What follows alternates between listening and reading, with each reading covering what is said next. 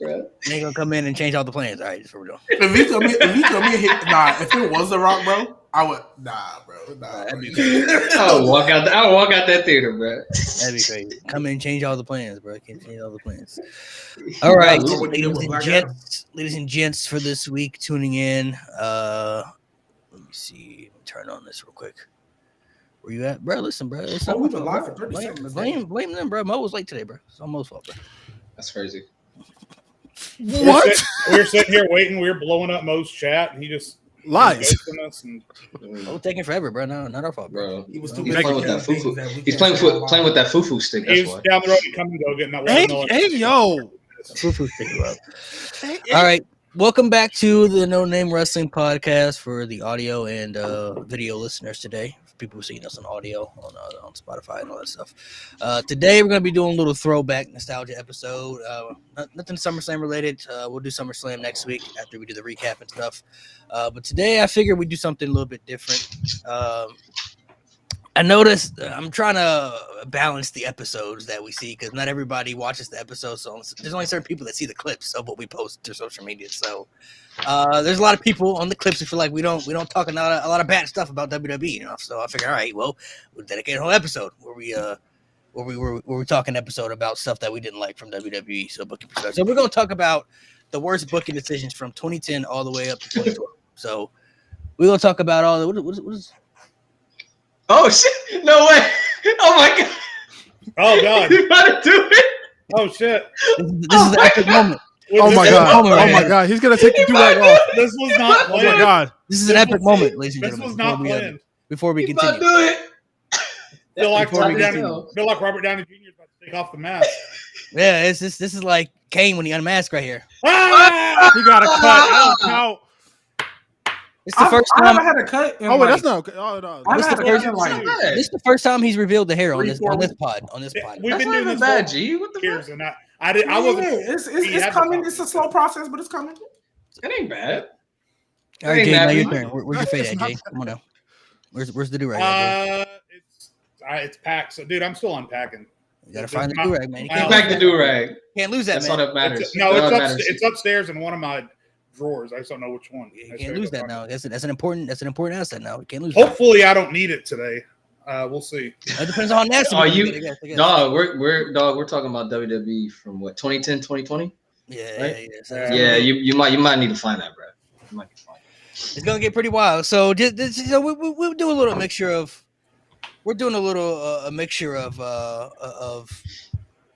I guess positive and negatives. I mean, we're not going to do all negative stuff. There's going to be some good stuff we talk about here in a little bit, but we will talk about mainly the bad stuff that WWE. These aren't our opinions, and I did a little poll stuff too. So I'm gonna read the ones that the people voted on that they said was the worst year by year, and some of y'all may agree or disagree, but we'll see how everybody meshes with it. So this is just mainly for the clips because, like I said, a lot of people don't see our full episodes, so they only see certain clips that go out. So we feel like we don't talk good enough about WWE. But then if we post about AEW, then we don't talk about WWE either. So we can't win, bro. Just not win.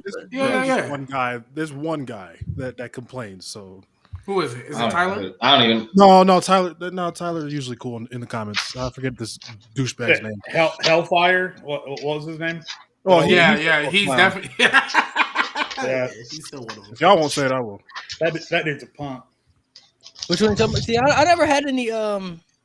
It's kind of. I mean, you should kind of see some of the same people. But you see some of the same people throughout the episodes, but I mean, there's different people. Like I said, not everybody watched the episode, so they only see the clips, so they don't know. If they don't know our pod, then they just only see what they see on. Right. Well, that's just the algorithm. That's Twitter, baby. They love pushing the negativity. That's how Twitter looks at us. I was about to say, Twitter always take when we say something negative. They don't never take nothing else. Hell yeah. Nothing positive. We praised Liv, and they were like, we don't want to hear that. Bro, what Liv Morgan is doing right now, that's all we literally asked for like the last 2-3 months ago, bro. That's all we asked. That's what I asked, bro. Ask for some character. Mostly. Ask for some character. Well, we did ask for some character. We did ask for that. That's the main thing I wanted, which is like, can they do something? I mean, booking has to go with it too, but it's like, bro, can y'all at least do something where y'all make her feel like important at least? Like, important. She's not a good champion for being honest. So we're at level 1, and that's where I was gonna get to, Will, because she This little run that she's on reminds me of EO when she was waiting on Bailey and all she did was feud with Mia Yim. That's what this reminds me of. It's just a more compelling story. That's really all it is. It's a more compelling story. Let's just be honest, bro. The women's world championship is cursed. Like, yeah. How many good feuds have actually been for that title? Like, since it started. Three. And I mean, yeah. But this one I feel like is more. It's all tied in with like the whole revenge stuff. You know what I mean? Because like Dom's a part of it. The title it adds like more into it. And then going into this match at SummerSlam, like if Liv were to win, I honestly wouldn't hate it because going into WrestleMania when they was like we should do Liv. Like if they had this, say like they had this storyline like towards the end of the year. And they had built this up towards WrestleMania, I would have been okay with it. But there wasn't anything with Liv at that time that made it feel like. The only thing I don't like about this whole thing is, and I know we're getting off track here, but could they have made it any more obvious that this is way more about the Judgment Day breaking up than it is anything Liv Morgan is doing? I mean, let's be for real. This is 99% about this is 99% about custody of Dominic Mysterio. That's all this is.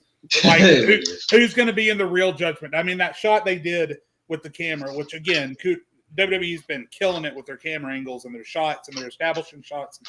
But the establishing shot they made on Raw 2 weeks ago where the Judgment Day was coming in and first you saw JD, Dom, and Finn, and then you saw Rhea and Priest, and then you saw Carlito carrying the bags. So it's been interesting. I have mixed feelings about the whole thing because it really does, like you can rest assured that if Becky was carrying this title or Charlotte or Bianca, they wouldn't be playing second fiddle to a faction breakup. Let's be real. So I still don't think we're all the way there with Liv Morgan at this point. See, I look at it. I look at it differently. I feel like she's a part of that, though. She's the reason that the group is descending. She's the main reason that she was able to get in there and kind of break some molds and stuff like that. Because even when she was like in the Judgment Day's locker room, they weren't like forcing her out of there. They weren't like, get out of here. They were kind of just like, Dom, need to get ready for it. And then she stays. And they're kind of like, all right, I guess she's around now. You know what I'm saying? Like she's just here, I guess, until whatever Rhea comes back. So they weren't like forcing her, not even just Dom. It was Damien, like all those people, like Finn, like none of them were really like forcing her like to kind of leave. Yeah. You know what I mean? They were kind of like, okay with it. I don't know. It's just if Liv can't beat Rhea without cheating at SummerSlam, which I do not foresee. If Liv wins that match, it's absolutely going to be because Finn Balor turns on her or some shit. Well, I just don't see what good it did for Liv. It feels like we've gone full circle back to the exact same point we were at a year ago, where no one realistically believes that Liv Morgan has what it takes in storyline to beat someone the stature of Rhea Ripley. And I have seen nothing, even as funny and as different and as PG-13 or whatever as this story has been. It's done nothing for Liv Morgan's credibility. I still don't buy for a penny for a hot second that this version of Liv Morgan is in any way capable of pinning Rhea Ripley. So I think we need to hold up a little bit on any sort of positivity that we've garnered and how much better Liv Morgan is. Like she's more interesting for sure, but I still don't think that she's made it to that next level that everyone was saying she was at. No, not at all. Well, that's where I was going to get to, Jay, because yes, you're right. All she has done so far is be interesting. Like that is from WrestleMania to now. That is what she's done, is just be interesting. To Malik's point, she is the catalyst for why this is going to break up, because before this, Liv Morgan was just going to fight for the title. WWE, even though they try their best not to, they love doing 3-match series. So I think this was always going to end up at SummerSlam regardless, right? So, but here's the thing. To play a little devil's advocate, even though you're right that... He said the thing. Yeah, I did. I said the thing. Even though you're right that she still hasn't got any credibility right now because all she's done to feud with Selena Vega, that's more of a reason why she has to, and I mean like this would be one of the worst decisions Triple H made if he just put the title back on Rhea. Liv Morgan has to win, and even though I don't believe she's just gonna hit an oblivion and call it a day. Exactly. But in this little delusion land that she lives in, she doesn't need to. Yeah, no, and she can be credible after that. Yeah, as long as she wins, no matter what, because she beat Becky Lynch, even though we keep forgetting about that, she did beat Becky Lynch, and that was nefarious as well. So if you have beat Becky for the title, and now you beat Rhea, that's two people that we consider top of this division, no matter what nefarious ways. That's fine.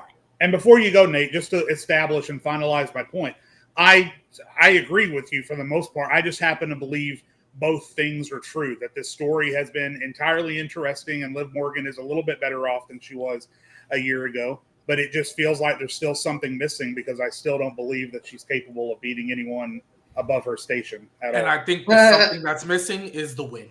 The win. Yeah, I was saying, I think the win over Rhea will do it. I mean, she's not, like Lewis said, bro, she's not going to be a badass heel. Like, not everyone should be or can be a badass heel. Edge was not a badass heel, like, until he came back out of retirement, and he was, like, buff as shit. That's the only time people, like, really took Edge, like, oh, shit, he could actually fuck somebody up. Before, it was like, he's going to do whatever it takes to win. He cheated. Like, no one actually believed that Edge in a one-on-one fair match could beat John Cena. Like, if he played by the rules perfectly fine, there's no way Edge would have beat John Cena. But if he takes advantage of the rules, if he's bending the rules and he's got Lita by his side, of course he could beat John Cena. No way he could beat Undertaker in a one-on-one The difference, my dear Nate, is that when Edge did turn babyface, he very clearly and cleanly did beat guys at or above his station. Yeah, well, because he was a babyface. When Liv Morgan was babyface, she was routinely having her arm and leg snapped by Rhea Ripley and Shayna Baszler. There's been no 50-50 with her.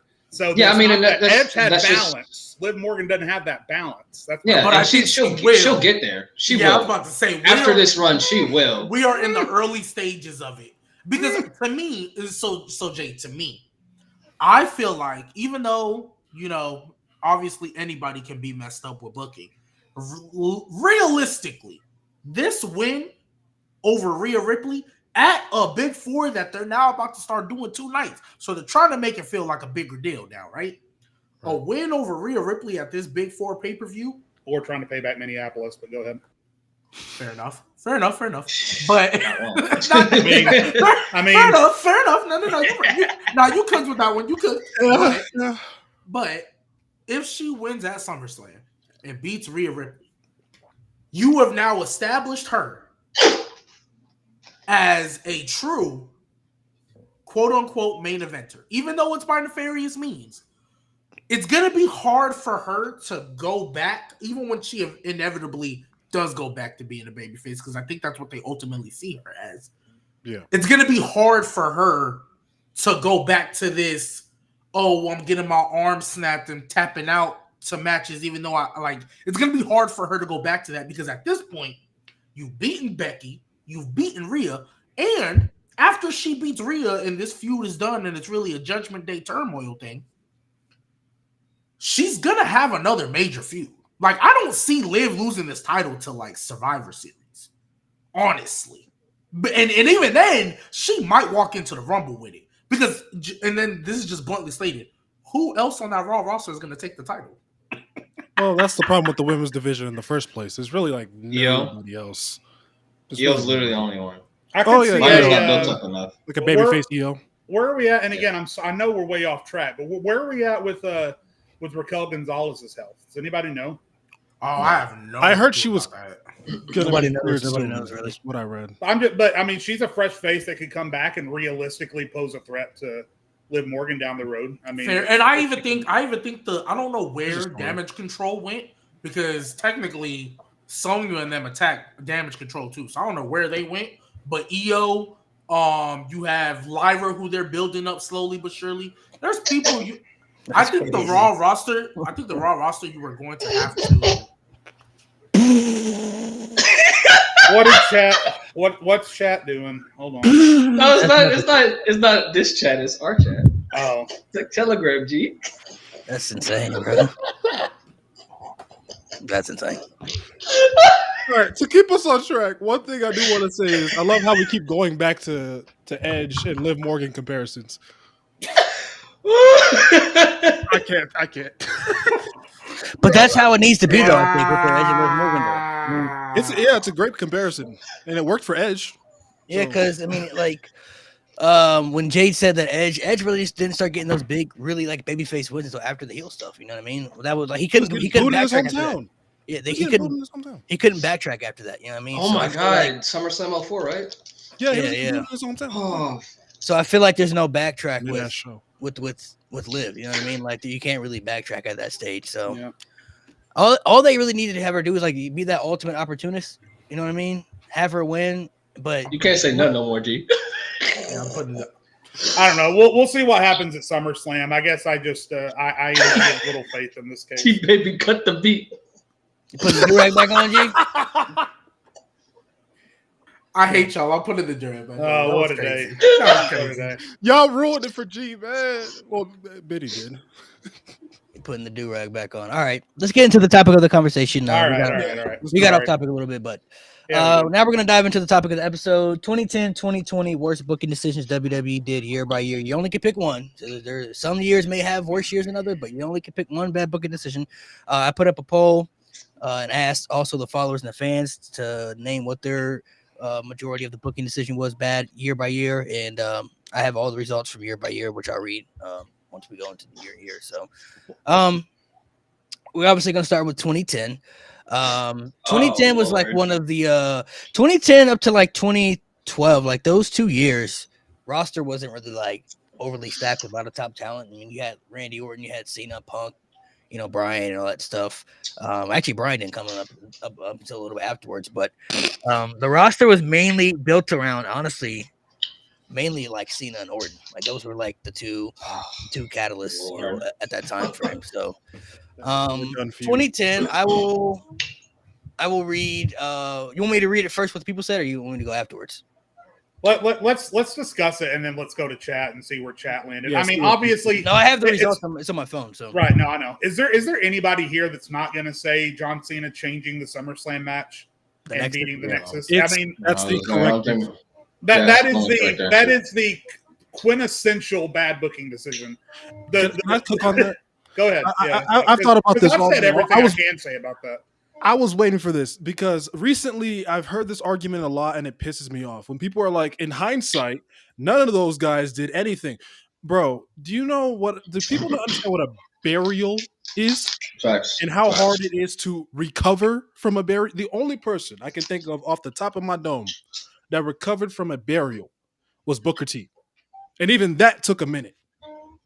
Like, they didn't go nowhere because they lost the match in the dumbest way possible. The man got DDT'd on concrete and then moved out of the way from a 450 splash. Like, they didn't recover. I think people also have to take into account, too, nobody's talking about, when we talk about the Nexus getting buried, nobody's talking about them as individual superstars. Nobody knows what they would have turned into individually. We're talking about them as a group, as a cohesive unit. Them as a group, they should have won that match at SummerSlam. They needed that win because clearly afterwards, it's shown after SummerSlam, they kind of were on the criteria of going down in the downward spiral.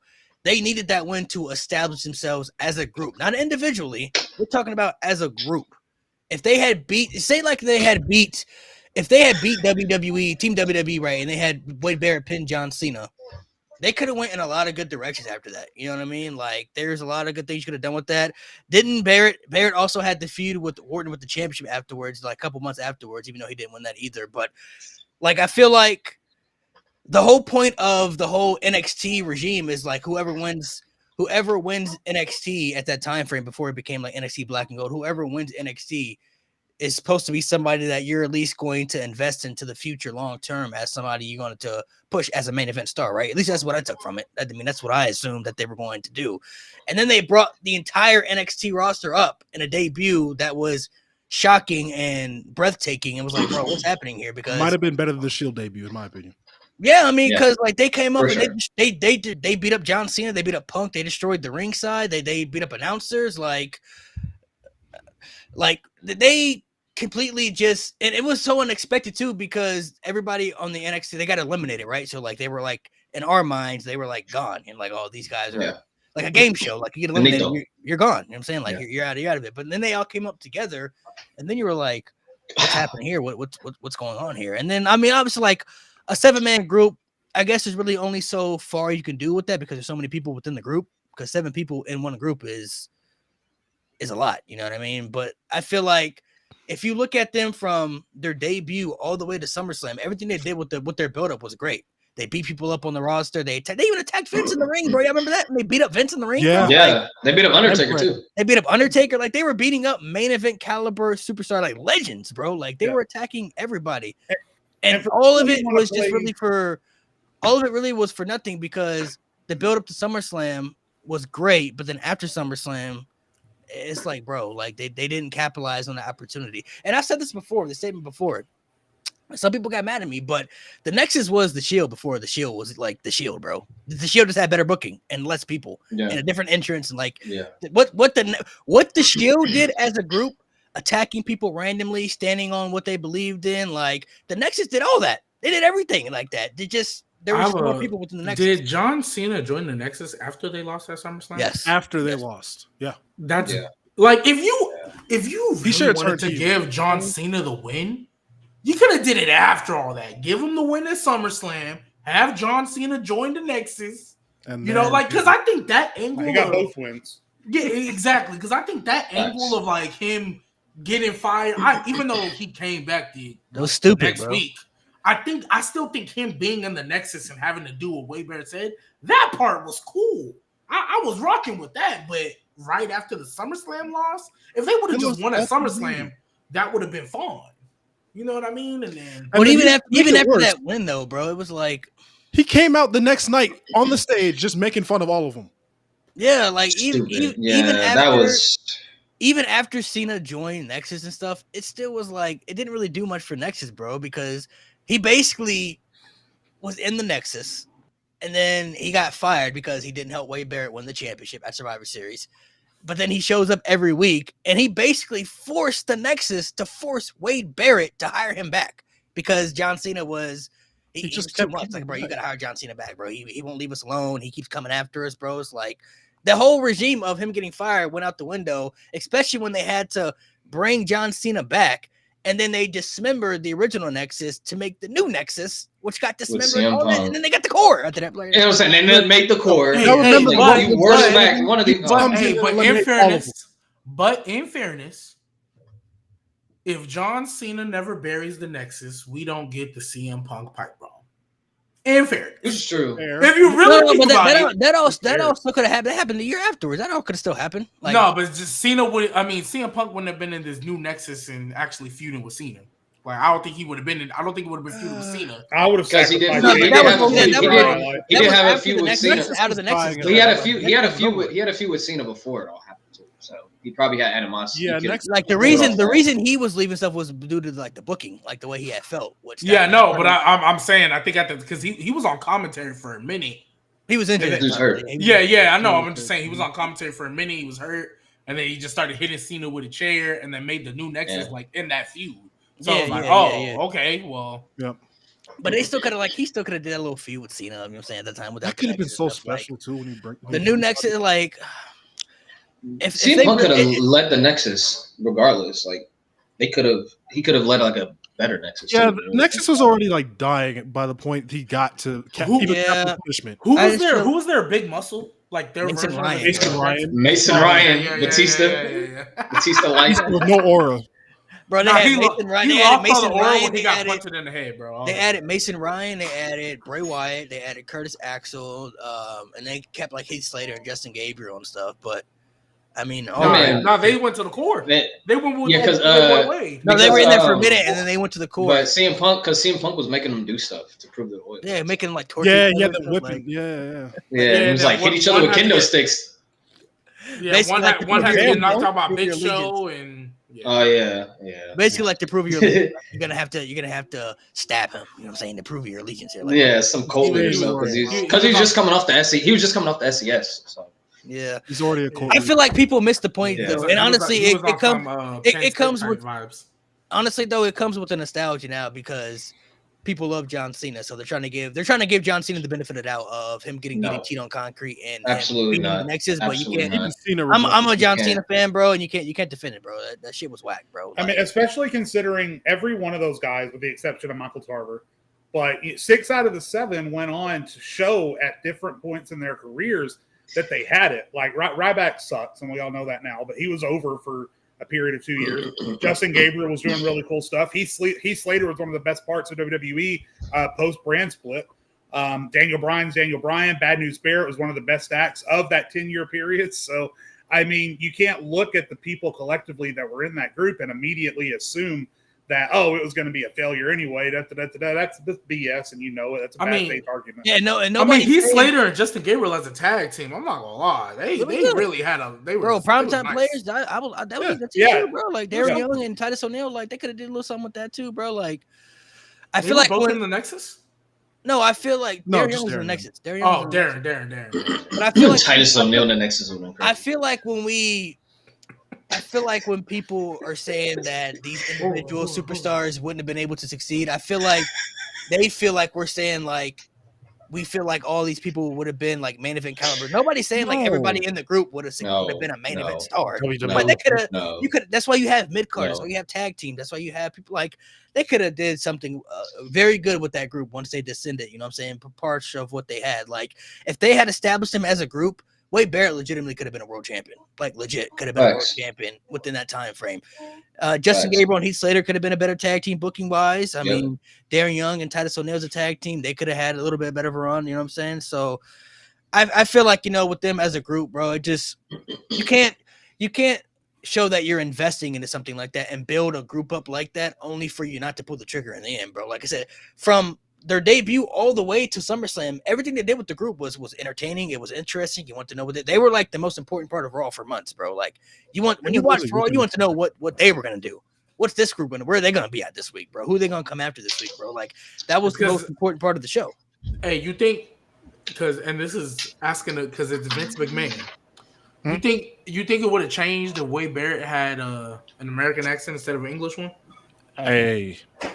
I'm asking because it's Vince. It's Vince. He don't want to change the results. So. But I don't know though, because then you got to look at bro. We say Cena changed it, bro. Vince no, he did. Cena was like Edge and Jericho confirmed it. Bro. Vince and Cena was like this though. Like, yeah. I mean, Vince has the final say, but I don't know if the accent because he did make Sheamus the WWE champion like 2 months on the roster. Wasn't that an accident? No, that was he like let him retain it and then win it. Sheamus was gonna win, bro. Like no, but weren't they both supposed to fall to the table at the same time? It was an accident the way he won it, but the result was always going to be the same. Sheamus was always going to win. Okay. And then he won it again multiple times after. Yeah, and Sheamus had a. Well, at that point, yeah. But they clearly showed they invested. They were high key invested into Sheamus. You know what I mean? Like, okay, like he got a little something. So I don't know. I mean, but then again, like Vince is weird when it comes to certain people, though. I mean, so he's weird when it comes to certain things because there's certain people that can get away with certain stuff that other people can't too. So it's like that the accent could have been like an excuse that he could have used, but I don't necessarily think so. I mean, I really feel like, especially in that 2010, 2011 era, he could have maybe not WWE champion. He could have easily been the World Heavyweight Champion, bro. Easily. Yeah. Like, if you want to say WWE champion, okay, but like he couldn't have been the World Heavyweight Champion on SmackDown, on Raw. They literally at some point. They made Del Rio the champion. They literally didn't multiple times. He couldn't have been the world champion. Del Rio and Jack Swagger was a World Heavyweight. Oh God! In closing on this whole Nexus thing, there's certain moments that feel like timeline splitting moments. For instance, Austin cutting his promo. Bret Hart and Austin's double turn. If those things don't happen, where the Mankind call with Tony Schiavone saying, "Don't go to WWF," there's just certain things that you think about and say, if that had gone a different way, how different would the next 10 to 15 years have played out? And to me, the Nexus is one of those things. Absolutely. Easily. Yeah, I agree. Yeah. So we all cohesively agree on 2010. Yes. 2011 might be a little bit different. I don't know. I'm gonna see what y'all have to say about 2011. I know 2011. I'm gonna tell y'all what the people voted. The people voted. Want me to tell you what the people voted first, or go ahead. Vote for 2010. What they vote for 2010? Yeah, 2010 was next. 2010 was next. Okay. Oh, okay, good. So 2011, majority of the people voted the worst booking decision of the year was Rey Mysterio losing the WWE Championship to John Cena. No. He shouldn't have won it in the first place, to be honest. It was a bad decision though. It was a bad decision. The very same night. Yeah, it was. Mine was the very same night. If I was picking with my heart, I would definitely say that. But I got to pick with my brain as much as I don't want to. The worst booking decision of 2011 is the handling of the Summer of Punk.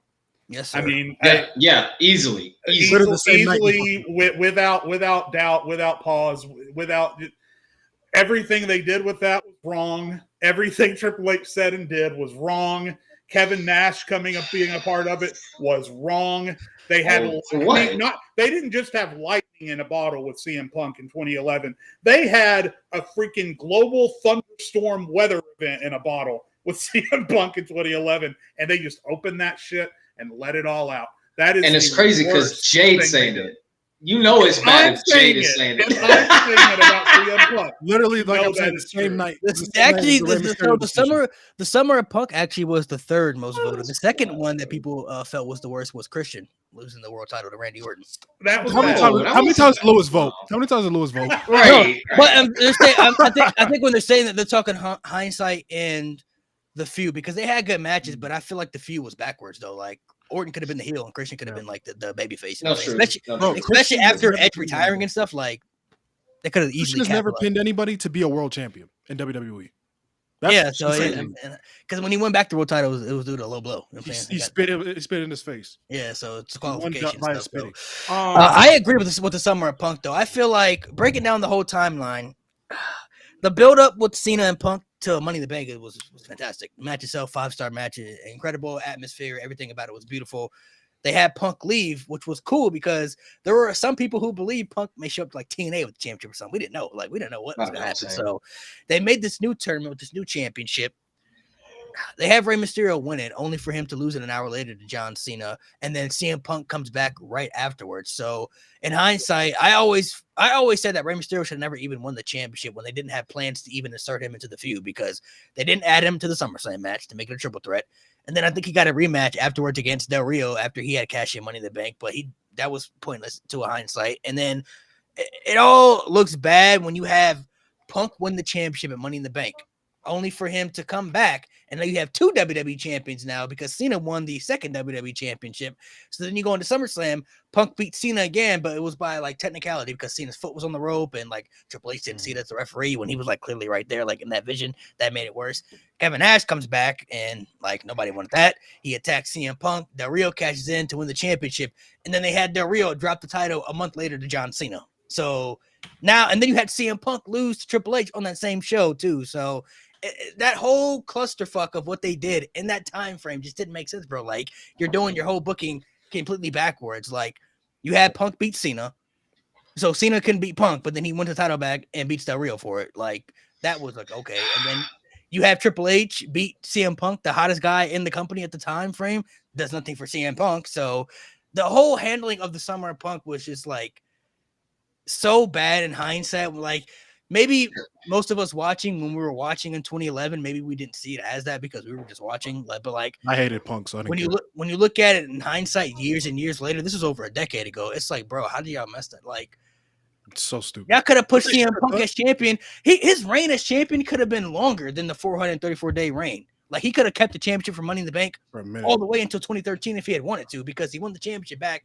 in 2011 at Survivor Series and then held it for that 434-day reign. But if they had wanted to, they could have pushed him as champion through the whole summer, through the whole winter of 2011, all of 2012 if they had wanted to, because they did it anyway, and then all the way into WrestleMania 29 if they really had wanted to, because he was that hot. And then you turn him heel like they did. Now you got a hot heel. You had him as a hot baby face. Perfect booking. But the fact that they really fumbled up the Summer of Punk goes to show that, number one, they probably never wanted CM Punk to be in that position anyway, because he was never supposed to get that popular after that pipe bomb stuff. I don't think they expected the reactions after the pipe bomb to be what they were.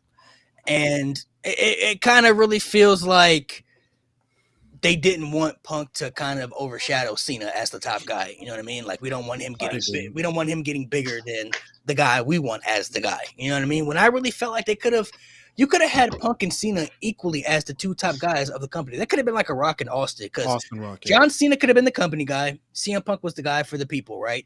John Cena was the guy, had been pushed as the guy for so many years, but there were a lot of fans at the time who didn't want John Cena in that position anymore. They were tired of John Cena. They felt he was corny with his babyface gimmick and him winning all the time. They wanted somebody who was an alternative.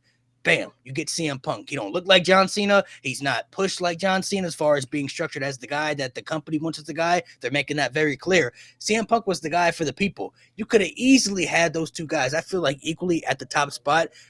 One guy doesn't have to overshadow the other. If you don't want Punk over Cena, that's cool. But I really feel like at that time frame, they could have had another Rock and Austin in that position as far as two guys you could have had at the top of the company.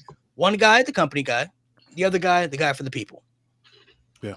One thing that doesn't get mentioned in that situation for me with the whole Summer of Punk, if they had just kept him gone for they didn't even have to put him on different companies, because we know how Vince is when it comes to other companies, right? Yeah.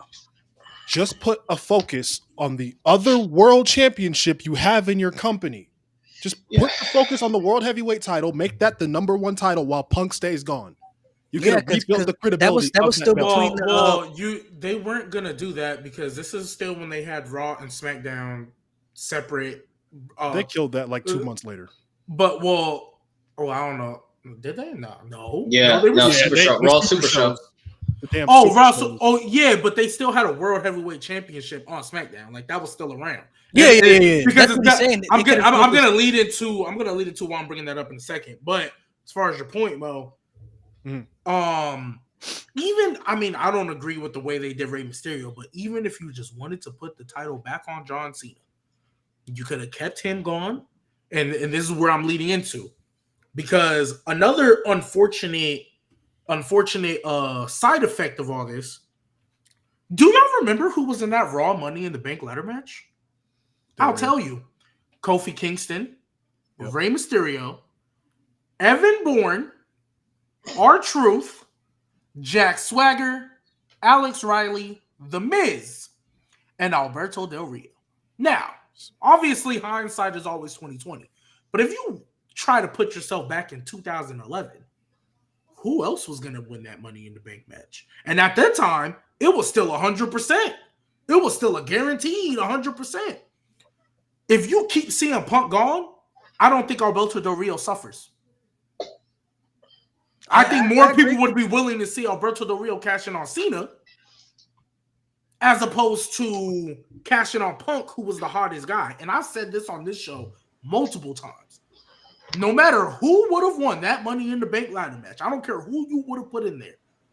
Unless it was an established guy, like one of the top stars at that time, if you were going to try to push somebody new, anybody would have suffered because it was CM Punk.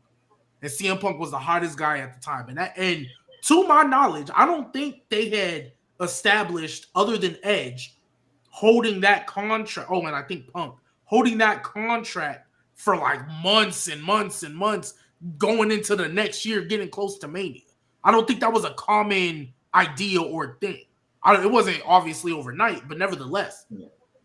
I look at this match and I'm like, in 2011, the only person I would think would win this is Del Rio.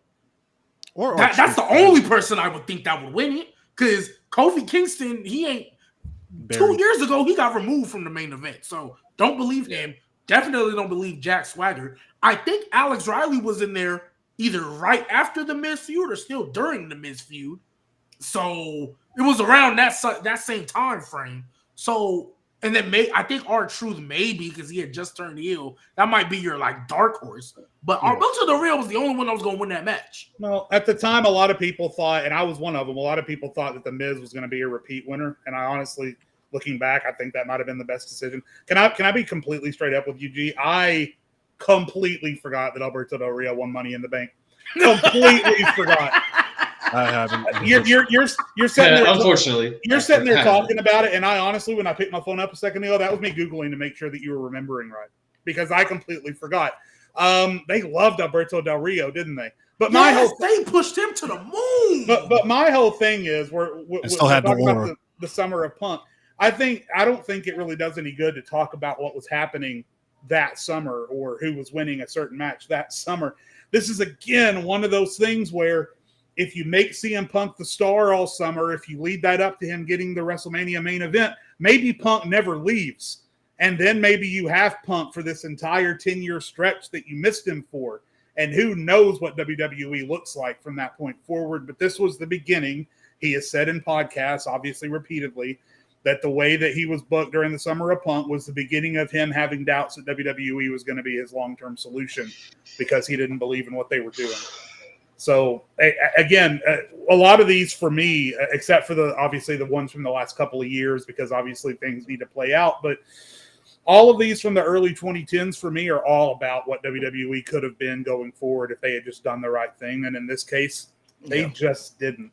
Like the $1 billion deals they're getting now. I mean, obviously, I don't remember what year the WWE Network actually launched, but 14. 14. So imagine, I mean, the Peacock spent $2 billion on that thing, and that was WWE says they make record profits, but lowest viewership by far that it had been in a minute, and that was worth $2 billion. Imagine what it would have been worth if WWE was booming. Because I like them selling the WWE Network. Like, I think that was just kind of like a, hey, I mean, $2 billion, why not? But imagine if they could have actually had people like bargain for it, like drove that up to like 3, because like imagine if Netflix was already on it. Because like $9.99 a month for what we was getting at the time was a steal. That would have went up. Dude. That would have went up steal. crazy. Like, bro, when they announced steal, that it was only gonna be $9.99, I was like, are y'all And they had serious? every company. Everything, bro. I was able to rewatch the Attitude Era because of that, bro. Yeah, It's bro, insane, word. I was like, bro, that was. Bro, I use that WWE Network more than anything, bro. Bro, when I first got my job, my first check, I signed up for the WWE Network. Because I was like, my first check, bro. So yeah, bro, I'm just saying, you look at that year. Like, I was saying that because I think at that time, this is why I think you should have kept CM Punk away, because nobody, I don't care who you put in that match, would have been able to recover from cashing in on CM Punk. Like, not a soul. Like, I don't care. Maybe the Miz, Jay, to your point, because he'd already done it. So maybe you can get away with the Miz, but other than that, yeah. There was a video I saw on YouTube rebooking the Summer of Punk. And they had the idea where they keep Punk away and they put the focus on the World Heavyweight title. And they do a whole thing where Del Rio actually cashes in, even though, we know it's for the WWE title. He actually cashes in on the World Heavyweight title after Daniel Bryan cashes in on his, and makes that like the whole thing, like how they have it. I think they put the World Heavyweight title as the prize in the Royal Rumble. And that's when you bring Punk back. To keep him away that long. And I'd been like, yeah, because he literally said, I'm leaving. Like, fuck this place. And he came back in like 2 weeks. It's 8 days. Yeah. 8 fucking days. 8 days. One bro. Raw. At least we got. They at least could have kept him gone. At least I don't know if they would have pushed him gone for that long, but they could at least kept him gone. I could have gone after Survivor Series, maybe. What I would have done, he would have returned at SummerSlam. And look, this is what you easily could have done. Yeah. Oh, we don't have a championship anymore. Okay. Alberto Del Rio, you won Money in the Bank, but you don't have a title on Raw to cash in on. So guess what? You're going to SummerSlam tournament. The same tournament, just don't have Rey Mysterio win it, then lose an hour later. Just have him lose to Cena regular, right? Because we know what it was. Tournament, Cena wins. There's your SummerSlam match. You can have Cena win. You can have Del Rio win. I don't care which one at that point. Have somebody win. They was pushing Del Rio to the moon. Maybe. Who knows? And then CM Punk returns. And that's how you end the show. That's he perfect. wins the unified title at whatever the next pay-per-view was. Rematch at Survivor Series. That's how you kick off Summer of Punk. So, not champions, because he lost to Triple H. So respect to Malik's chat for having respect to Rey Mysterio, but that booking decision was bad. But Rey didn't need that title. Rey should have lost. Let's be honest. In that situation. It's only really bad for Rey just because he won it, but he should have never won it to begin with. Right. Because they didn't have plans to insert him into the story. If they had inserted him into the story still, then I could feel y'all. But they didn't have any plans to make him a part of them. The main focus was on Cena and Punk. That was the big marquee story right there.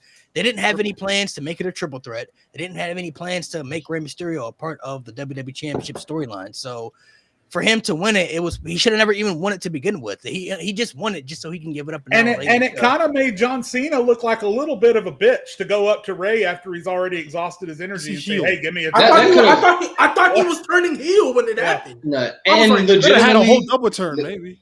And legitimately, you could have just had that as your SummerSlam main event because it's Rey Mysterio and it's John Cena. Like it's two of your biggest babyfaces. Literally could have been your SummerSlam main event. And then CM Punk could have returned the next night. And the last thing, before we move on, what makes it worse, y'all know Cena wasn't even in the tournament. No, he wasn't. You know who Rey Mysterio fought in the finals? The Miz. The Miz. No, you know who was in the tournament with the briefcase? Alberto Del Rio. Wait, he was? Why? He was. Yes, he was. He was in the tournament.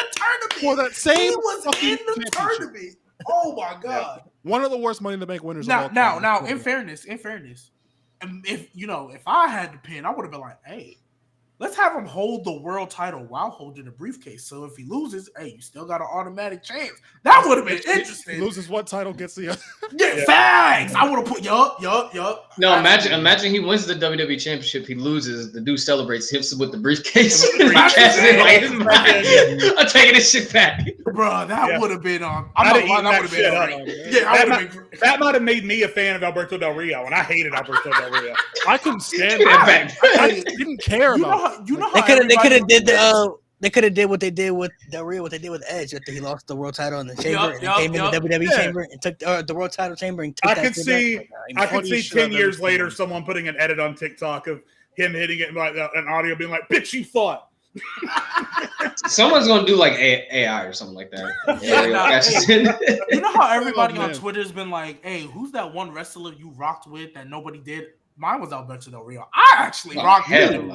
I actually rocked with Alberto, man. I thought he was nice with him. This is not Jack Swagger. Yeah. Only thing about Jack Swagger was his theme song, and when he started doing the I didn't even like that. Jack 1 2. What you mean? I hated that song. I was like, turn it off. After that, that song was fired by Jack Swagger. I hated everything about Jackson. I hated his song. I hated the push-up on the stage. The push-up with the push-up on the stage was cold. Oh my god, those were cold, bro. Those were cold, bro. The most unnecessary pyro ever, bro. He thought he was cool. He thought he was him, bro. How you get pyro doing push-ups, bro? Come on, bro. Bro, even Austin interrupted because he thought he was him. Come on. But I will say, Swagger's theme song is the most fun to ironically sing. It's so fun. Get down on your knees. I hated his theme song so much, bro. On SmackDown vs. Raw 2010, bro, I skipped that shit every time, bro. I'll bring you. You allowed him in your game. No, I didn't put him on. What about We the People? What about We the People? Yeah, I like We the People was hype. That was hype. I like the stuff he did with that, but they didn't. That's also one of the more underrated goated entrance names too. The All-American American. Oh my god, that was heat. That was tight. That was tight. That was heat. Crazy Jack Swagger now. Oh my god. That was a cool little nickname. Swagger, that was a cool little nickname. Good presentations. Okay. Yeah, the presentation was nice. Bro, if you would take that gimmick that Jack Swagger had and you put it on somebody today, they'd be over with Chad Gable. Chad Gable was Chad Gable came out. And he was already talking like bro. If he came out talking about some We the People, if they had presented Jack Swagger in 2010 with the We the People gimmick as the All-American American, I can get behind that. That would have been fire. But the whole Jack Swagger with the lisp and the bro, I could get behind. He still got the lisp no matter what, bro. No, yeah, but there's something about him, bro. He just didn't got one too. He didn't scream. Yeah, Cody Rhodes screamed main event guy though, bro. Jack Swagger. Jack Swagger. He ain't I was just like, I didn't feel that from Jack Swagger, bro. Especially what was so crazy is that remember how he used to come out and he would smile and stuff, and he was all like, smile. But after he won that world title, dumb serious, bro. Bro, why was he bored that he just won his first one? Yeah, bro, mad serious, bro. He's like, finally, mad serious. And I know that was a Vince. I know that was a Vince thing, bro. I guarantee you, Vince probably told that man when you win that world title, you better not smile, bro. not crack one. He's like, outside him, bro. Probably. this Hey, fucking hey, hell, like, hey, and then yo, he I saw heard this. Cena refused to let him cash in on him, bro. I don't blame him. Wow. Everybody's pissed. Out of here. Hey, No, hell no. hey, he told Jack Swagger not to smile. He saw that. He's like, ooh, okay. Hey, Finn Balor, make sure you smile every time you walk out there, please. Please. Yeah, Big old smile across your face, because we don't need that again. All right, so let's move on to 2012, man. 2012. There was two that were kind of like neck and neck when I was putting up the poll and the tie. Both involved John Cena.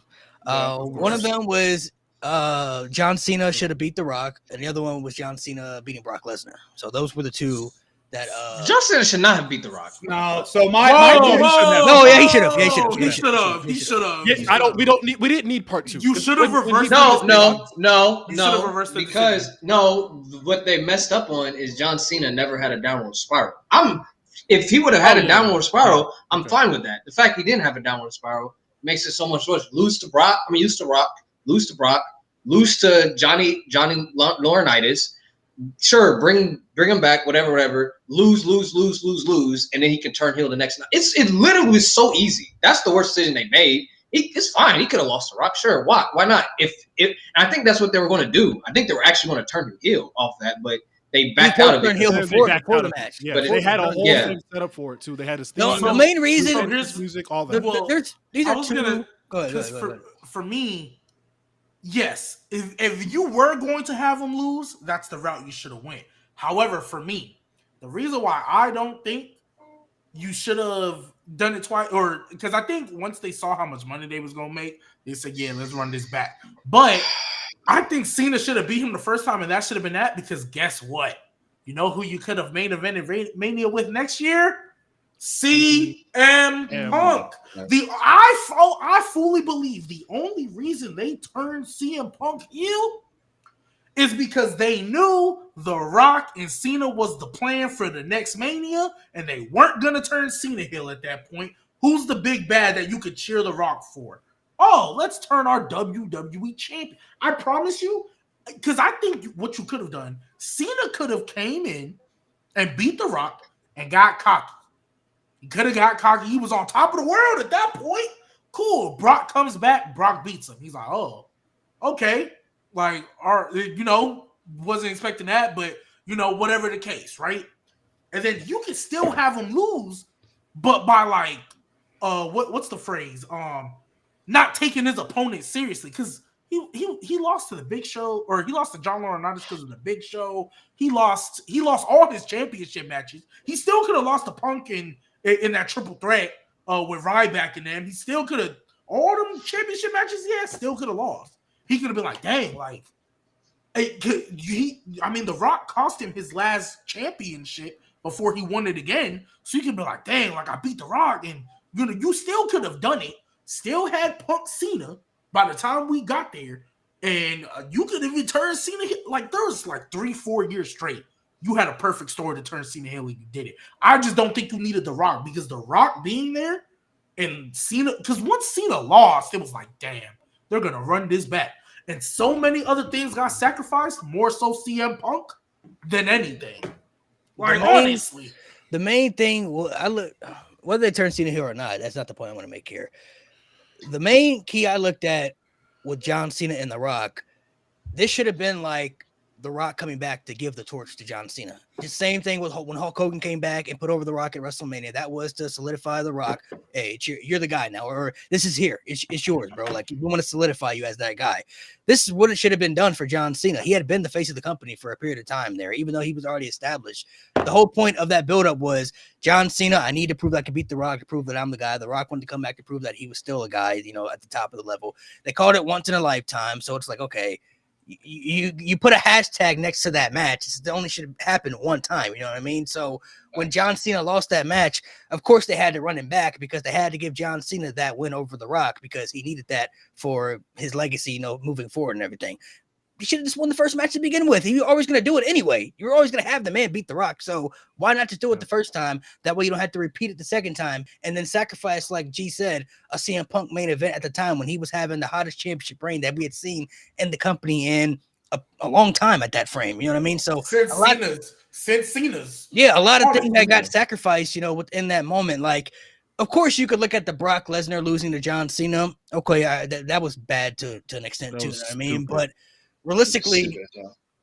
all that honestly could have been a lot different if Cena had just won that match. You know what I mean? If Cena had won the match and still had beat Brock, okay, because he had just beat The Rock. You know what I mean? So that was like, oh, that's something. Okay, that's Super Cena at the peak. But even if Brock Lesnar had beat John Cena after The Rock or after he had lost, that would have been cool for Brock. But the passing of the torches was the main thing when I looked at it. Like, this was The Rock coming back to set up a dream match that we all had been waiting for and all had talked about for years. Like, this is a match that you only thought could happen like on a video game, you know what I mean? And they built it up a year ahead of time. They never had done that with the main event.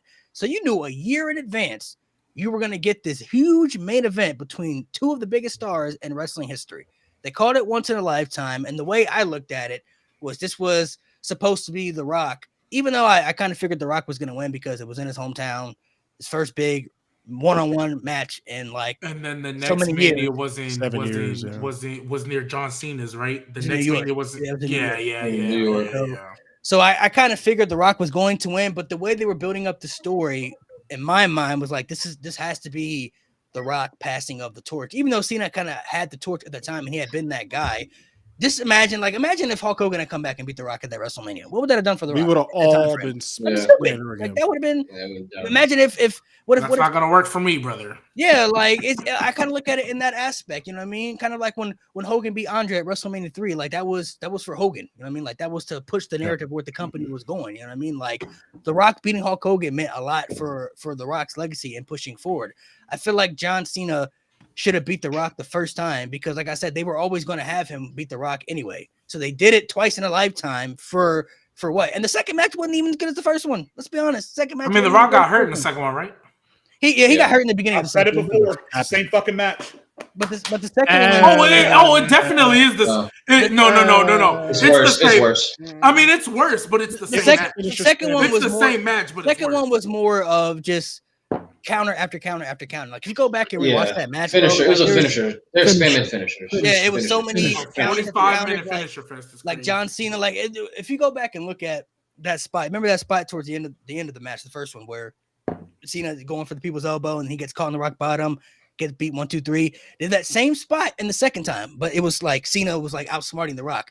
He picks him up for an attitude adjustment, and then The Rock counters that into a rock bottom, bro. It was a counter. Either way, like counter. literally Yeah, either way. So I was like, all right. It was a counter move. Like they were like basically like, I guess the story they were telling was they both knew each other so well is that it was going to be hard for them to get the advantage over each other with their big moves. You know what I mean? So I get it to that extent, but I just feel like how they know each other so well. That's what I was gonna say. Like, bro, they have one match. Yeah, I mean, but you know, WWE. And The Rock doesn't even wrestle. He didn't even wrestle that much. So it was like the WWE logic. You know what I'm saying? So, I do want to give one like little shout out to a booking decision from that same year that has to do with the same guy, John Cena winning Money in the Bank. Stupid. Actually, no.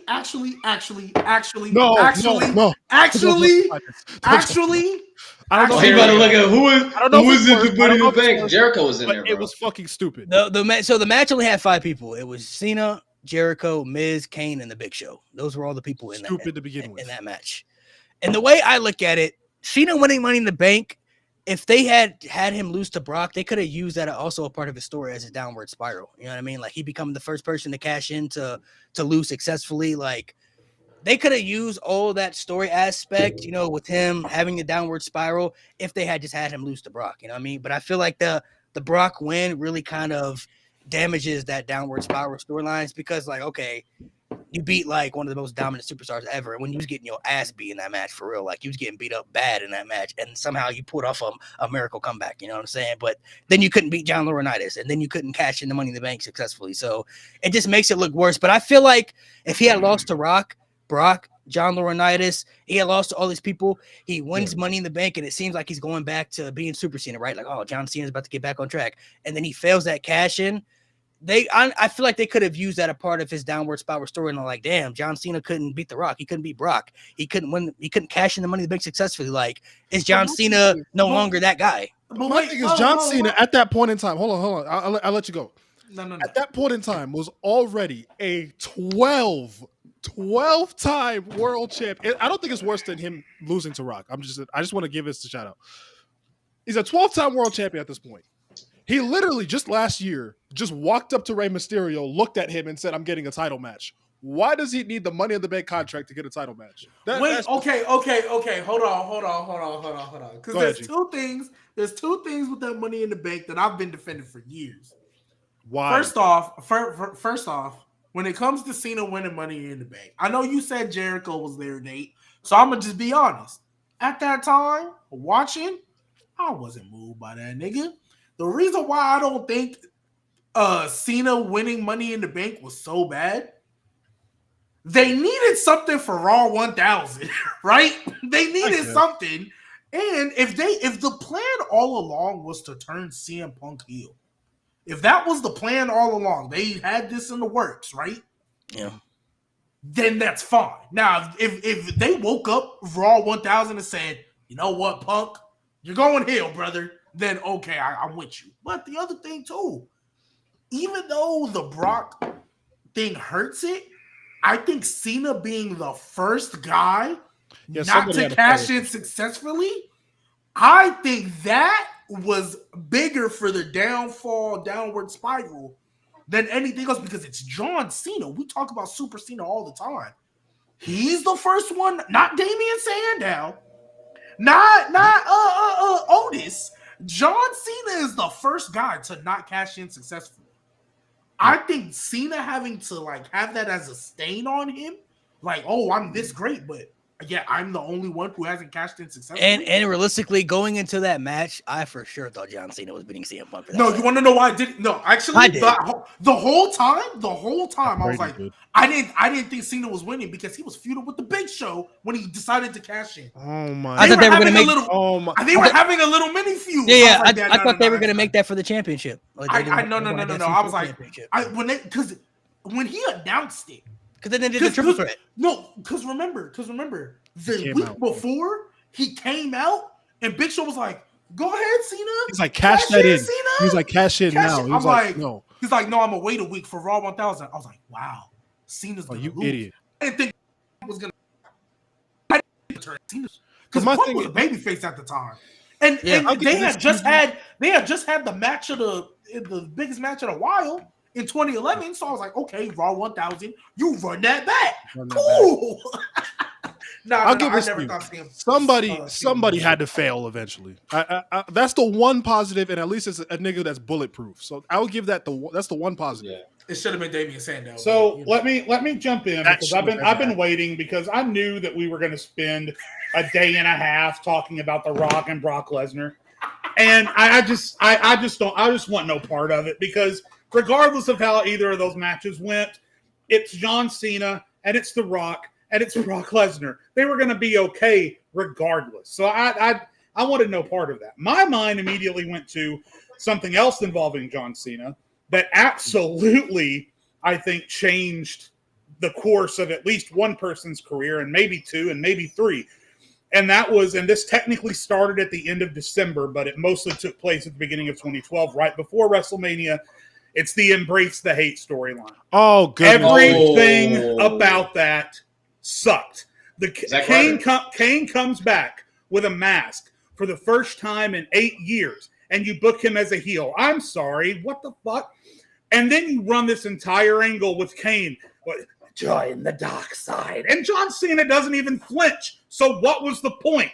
And then in the middle of all of it, you've got Zack Ryder, a guy who is set to be one of the faces of your company for the next 10 years. You put him in a neck brace, you put him in a wheelchair, you have his girlfriend cheat on him, and you push him off the stage. And then after it's over, John Cena gets to go main event with The Rock.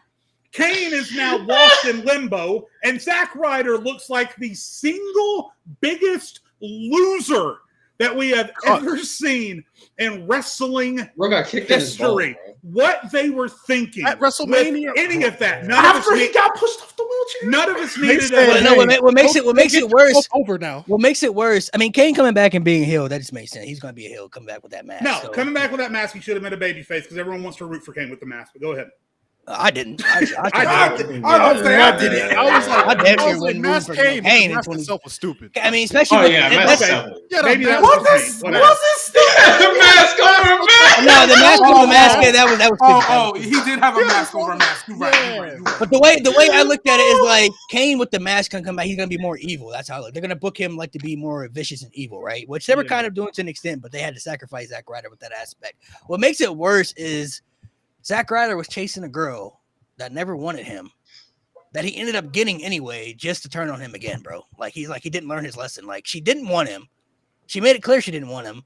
But then she started manipulating him where she was like, okay, Zach, I kind of want you now. Only for him to get kicked in the nuts at WrestleMania, bro. Like at least we got the Hosky song.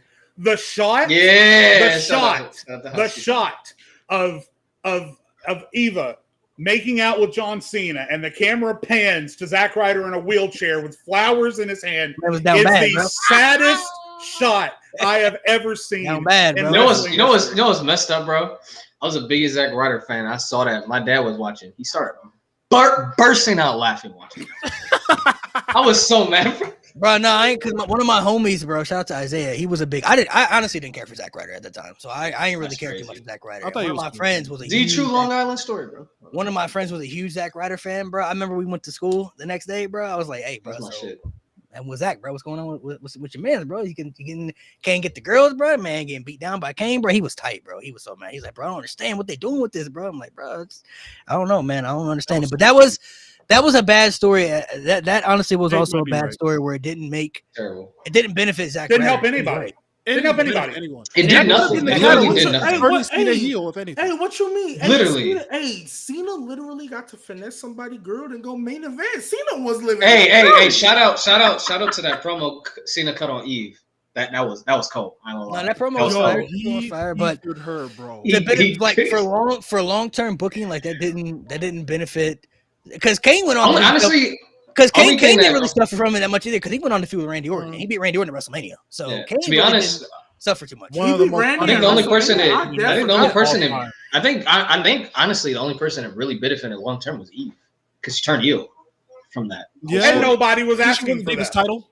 Did she? I mean, she was great. Hey, yeah, she did win the Divas title. Yeah, she was underrated. Wasn't she on Team Johnny, Team People Power? No, she was on Team Teddy. That's how on Team Teddy. She turned heel that night. Remember? She turned heel. Team Teddy. Oh wait, Teddy. And then she turned on him. She was on the babyface team, and she turned on the Teddy team. Then she turned. She remember she got in the ring with Zach. She was like, and so honestly, no. So everybody involved in the story when it comes to Eve, John Cena, Kane, Zack Ryder's the only one that didn't benefit from it at all in any aspect, shape, or form. No. I don't know. I would argue that Kane and John Cena both started right here, and by the end of it, they were still right here.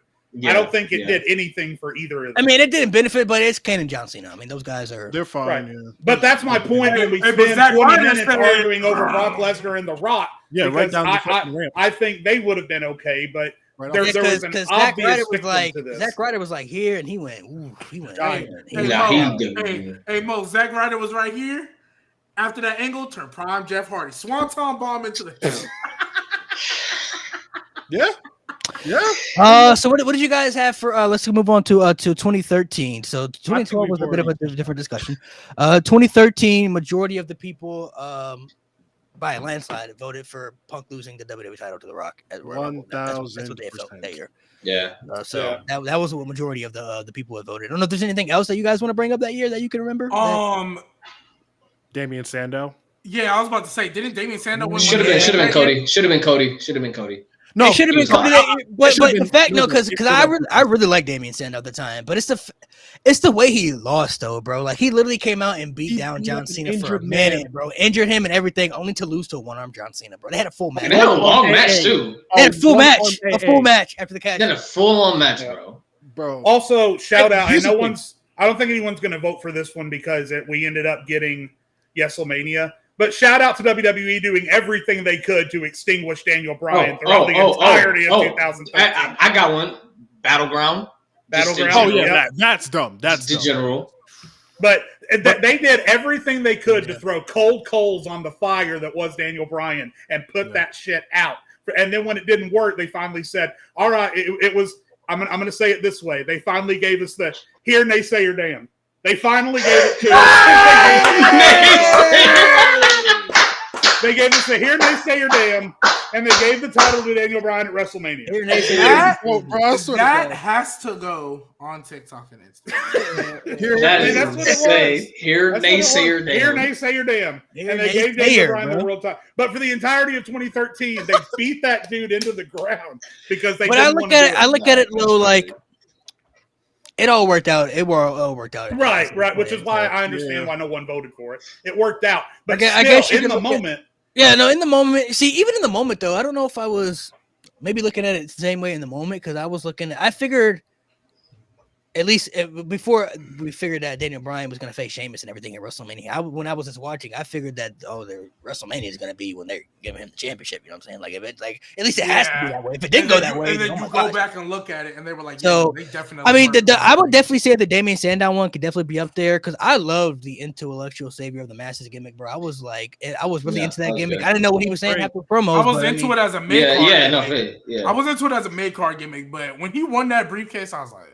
Bro, he could have easily been the world heavyweight champion, bro. The world heavyweight. No, one thing I want to say about the problem was with that briefcase that year is basically the issue we had this year. They had no place for it because they were getting rid of the world heavyweight title anyway. They were going to unify the belts, and Damian Sandow just wasn't going to be put in that position to unify the belts. So we didn't know that. They booked it terribly. The moment itself of Sandow losing was another one that was stupid to me, bro. Because long term, Fandango beating Chris Jericho at WrestleMania. Why? And you know what? I love Fandango. What agitates me? Bro, he was hot for 2 weeks after that. He got hurt. Yeah, he got hurt. That's why. But no, it was about 2 weeks, and then after that, it was over with. Because let's be honest.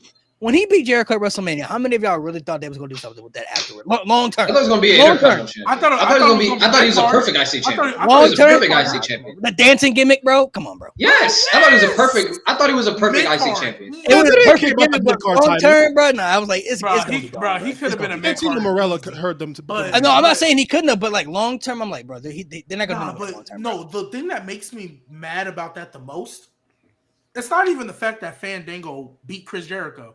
You mean to tell me Fandango could beat him, but AJ Styles couldn't? You said this so many times, and you're still cooking to this day.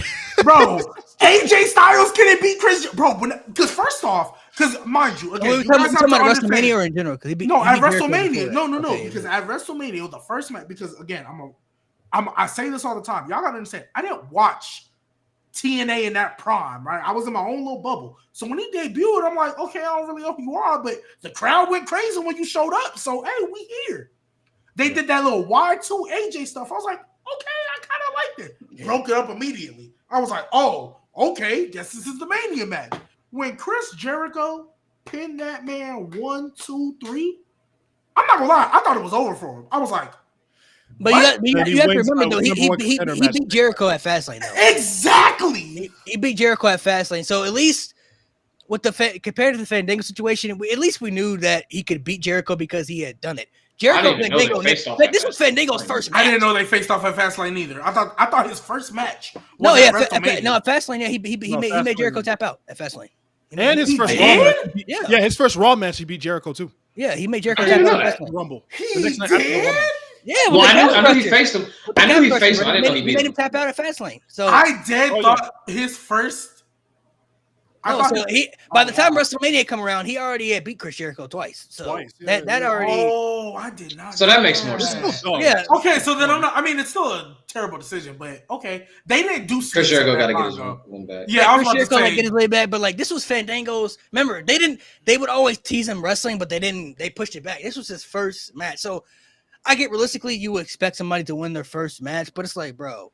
No, it just Fandango, bro. There are certain. I thought Fandango was gonna lose. I'm not gonna lie. No, there are certain gimmicks that have at least something, and certain gimmicks that are kind of just there for like goofy standards and probably don't have nothing like long term wise. Like this is one of those that I felt, bro. Like this man beating Jericho at WrestleMania, bro. Like you couldn't find something Chris Jericho to do better at WrestleMania than face Fandango, bro. Like they had RVD come back the next night. Why couldn't RVD come back before then and face Jericho at Mania? But cool with that. RVD didn't come back the next night. RVD came back Money in the Bank. No, he came back Money in the Bank. He came back Money in the Bank. Oh no, that was 2014. I'm thinking of 2014. Yeah. But like, you had RVD come back in that aspect. that year. Maybe they could have booked it better. But I always said if you had did the triple threat at WrestleMania, right, between Rock, Cena, and Punk, right, you could have had Jericho face Undertaker at WrestleMania. The time the Trick was still alive, you could have had Jericho come back and. But I've heard that hold theory. on, to be fair, guys, you have to put yourself back in that spot at that time. The way 2 years later that everyone in every sporting event around the world was saying yes, yes, yes.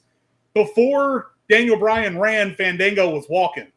Every time you saw a video from a sporting event or a concert or people in the street, they were doing this shit. So you gotta. And you know what? The only problem with Fandango is that he beat Jericho and then disappeared into catering for the rest of his career. Died. Like the fall of Fandango. That's exactly what I expected. I expected nothing less. Nah. After beating Jericho, I thought he could have won an IC title. Bro, it's it's not even about the win, bro. It's mainly the gimmick that he had. I did not believe they were gonna do nothing with that dancing gimmick, bro, on television. I didn't care. It didn't matter. It didn't matter. I'm not talking about whether I liked it or not, bro. It's the fact that when they presented this gimmick, I'm like, bro, you could have stretched it, bro. This gonna last for a minute. The reason why I kind of disagree with that is because in the history, they've seen people get over with stupid gimmicks as well, and they get a little mid-card title run. I got kids. I think. Yeah, I think Fandango would have been fine because Johnny Curtis is a charismatic dude. Like Fandango is a charismatic character. Like he was funny. No, like, nice little character, nice wrestler. He's weird. He could have easily been a comedy IC champion like Santino. Who was the dancer that was with him? It was before I don't remember who it was, but I don't remember who it was. Before Summer Rae, I don't know who it was, but it was Summer Rae too. Oh, and then it was I think it was Rosa Mendez. I was gonna say Eva Mendes, but yeah, Rosa Mendez. Because then they had that was after. That was way after he got. Oh, that was way. That was like 2015. Really? Yeah. Was it Layla? Was it Layla? Oh my God! Layla had a stretch. No. It was Layla and Summer because Summer and Layla they were like fighting over. Let me just say, when he first got over, it was just some no name. When he first got over, it was like a real like dancer, like a real ballroom dancer type person. So now to make it even worse, they had to learn how to. He didn't even know how to dance, bro. He had to learn how to even do stuff. Then Rosa Mendez was tango. He was a tango dancer. Yeah, so they had to learn like stuff for like they basically Vince had a gimmick that he wanted so badly, and he was like, "I'm putting this on somebody."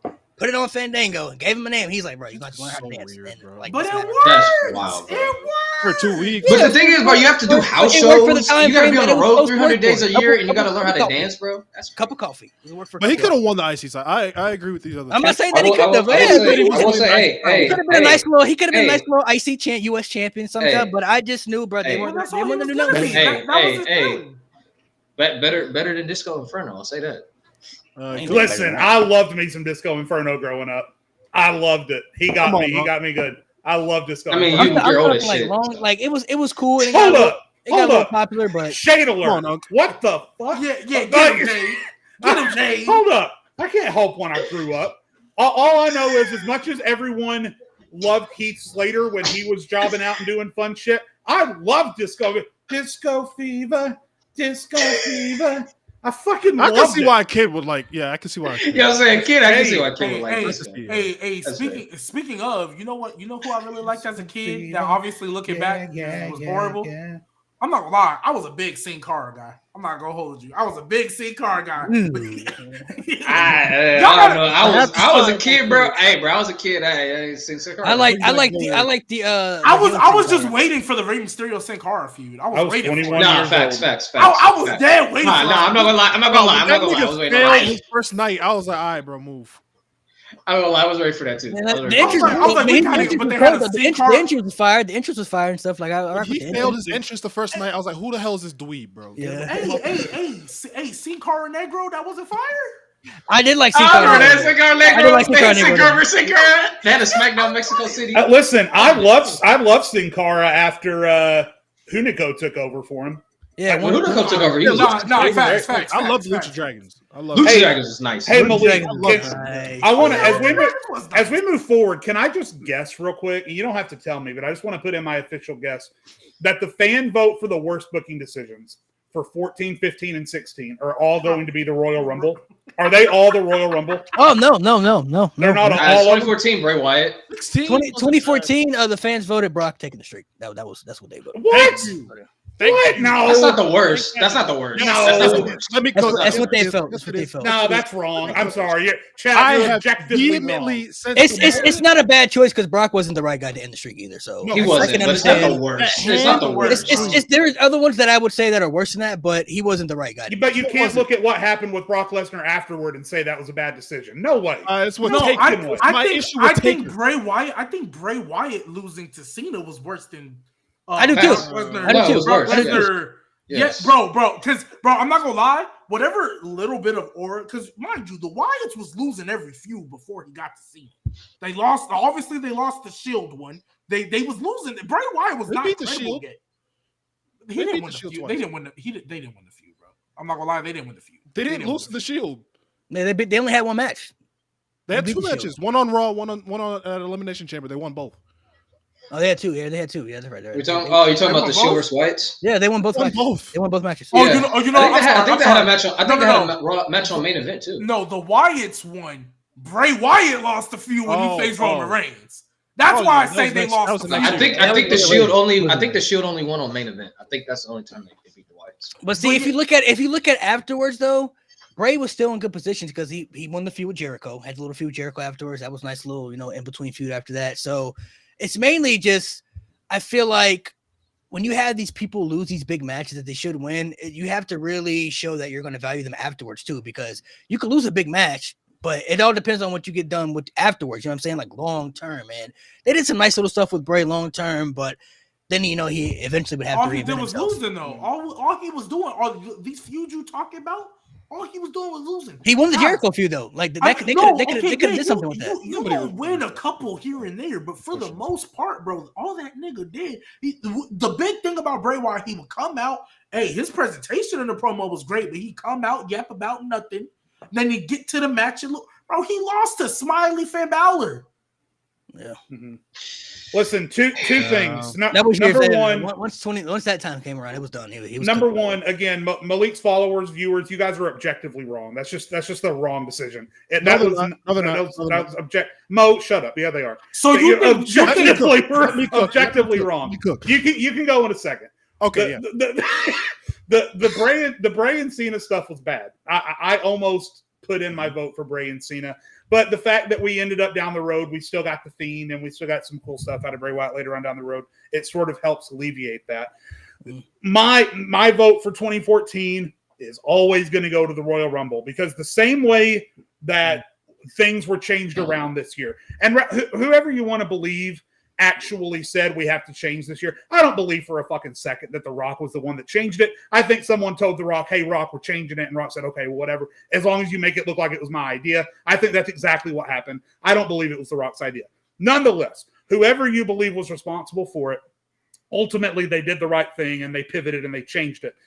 And I wish that Triple H would have had the balls to step up to Vince back then at the Rumble and say, hey, Vince, listen, I know Batista's coming off of these movies. I know Batista is popular, but you've got to look at what the crowd is doing when he comes out every week on Raw. He's getting booed. They don't want Batista. They don't want him. We can still do something big with him, but we need to put Daniel Bryan in this Rumble, and he needs to win it.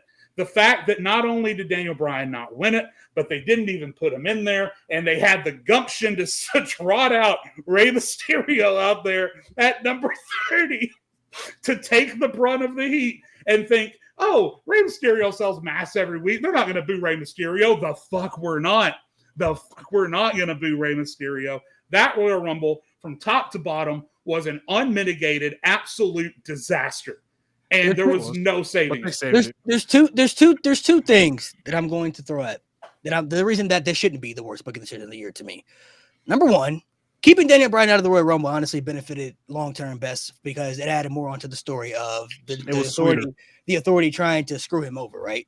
Yep. And number two, realistically, if they had Batista just come out as a surprise that night, he would have got the biggest pop of the year, I don't know why they won that Rumble like that. It's the fact that they announced his return. I don't know why they did that ahead of time. And if And he they had, kept him as a face. if we had, because there are people out there who I've seen say, well, the dirt sheets. I wasn't reading dirt sheets, so I didn't know what was going on at the time. So let's say hypothetically, we're watching the Royal Rumble. We don't know what's happening. If number 28 had hit and you heard that Batista theme song and he came out, we would all been like, what the hell, Batista? Like we didn't know he was coming back, right?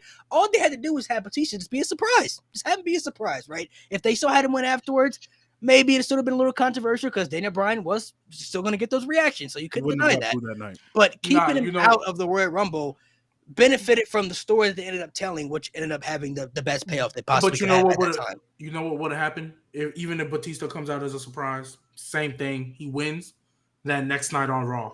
Because he came out at 28, which means you have 2 more spots to get Daniel Bryan out here. 30 hits and it's Rey Mysterio. Yeah, that next night on Raw, they're booing Batista the same. And that's fine. He could have turned heel the next night easily. Could at least turn him. He could have used that. He could have used that as part of his that promo. Because he could have came out as far as his gimmick, like expecting to be accepted and cheered, and then he could have been like, "Oh, that's y'all booing me, bro. Like, y'all not happy that I'm back." Oh, they could have easily just pushed that narrative of him turning heel, and then especially when Daniel Bryan comes in and plays the factor and try to take that spot, Batista not just gonna roll over and let that happen. You know what I'm saying? Like, take the spot that I want. So it was a bad Rumble to from all booking aspects, especially that we know what happened afterwards, stuff like that. Because the only other person I think that would have gotten cheered, that would have won it, that would have been CM Punk. The only other guy at that time frame who would have been like, if he had won, I think the fans would have been upset Daniel Bryan didn't win, but I don't think they would have hated it. They weren't gonna boo CM Punk, but at that point it was kind of like, well, damn, I guess now you could have did this forever ago. I guess. I mean, they cheered Roman Reigns at the end of that match. Yeah. I mean, that was. Oh, well, hey, though. That wasn't Big Dog Roman, yeah. That was Shield Roman. That was Shield Roman when we all. Yeah, Shield Roman. Yeah. But to be honest, though, I think the main reason so that they were cheering Roman at the time because it wasn't anybody but Batista. Because of what Batista represented. Because Daniel Bryan was the full-time workhorse that everyone respected, and Batista was the part-time movie star that no one wanted to see when they were. I still find that funny that they didn't announce him as a surprise though. Like I'm still upset they didn't have him come back as a big surprise in the Rumble because. Like when they announced his return, I was excited for it. I'm like, oh, Batista's coming back. This is cool. But like, if he had been a surprise in the Rumble, I feel like the reaction he would have got would have been so much better. They should put him and Brock in that Rumble and then have them do a face-off and make that the Mania 30 match. And then have Bryan win that Rumble. Easily. So what does Undertaker do? John Cena. You could because I'm not gonna lie. And then have the Shield and the Wyatt family at WrestleMania 30. I know you. Look, I know y'all say this all the time, but I'm gonna just keep it a bug. And I'm not even talking hindsight. I'm talking about in watching it live as a kid.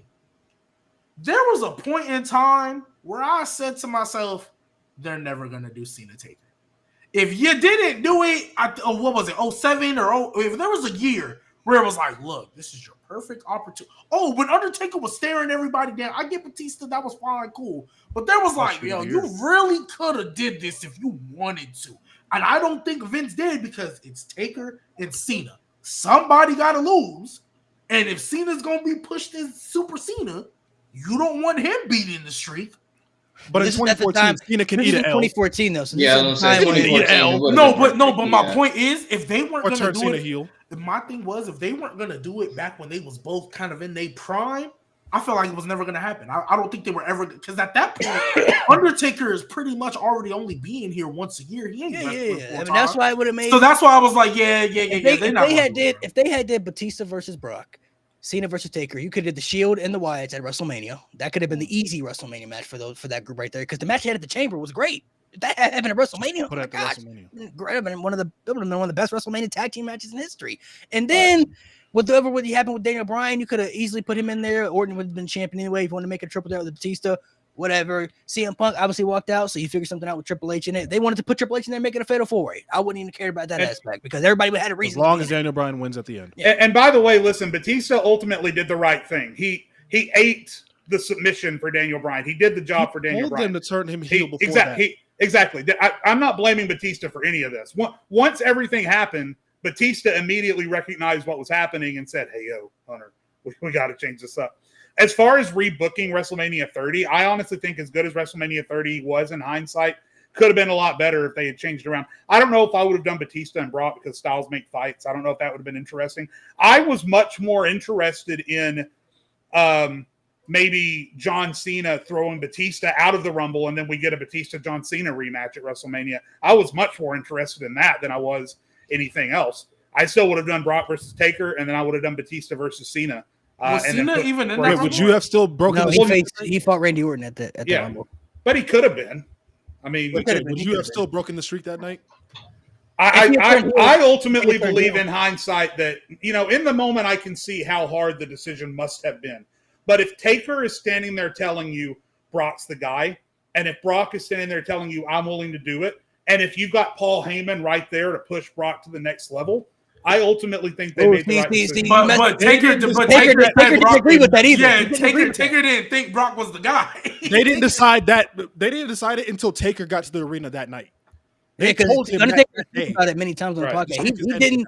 But it was a Vince decision. But obviously, he was going to do whatever Vince wanted. Right, but he didn't agree that Brock was the guy. But so even if we take that out of the equation, then we have to talk about what happened during the match. I mean, we all know what happened during that match. Taker doesn't even remember 75% of it. So it's hard even talking about that match because of everything that went down during the match and the state of Undertaker and everything like that. But I don't know.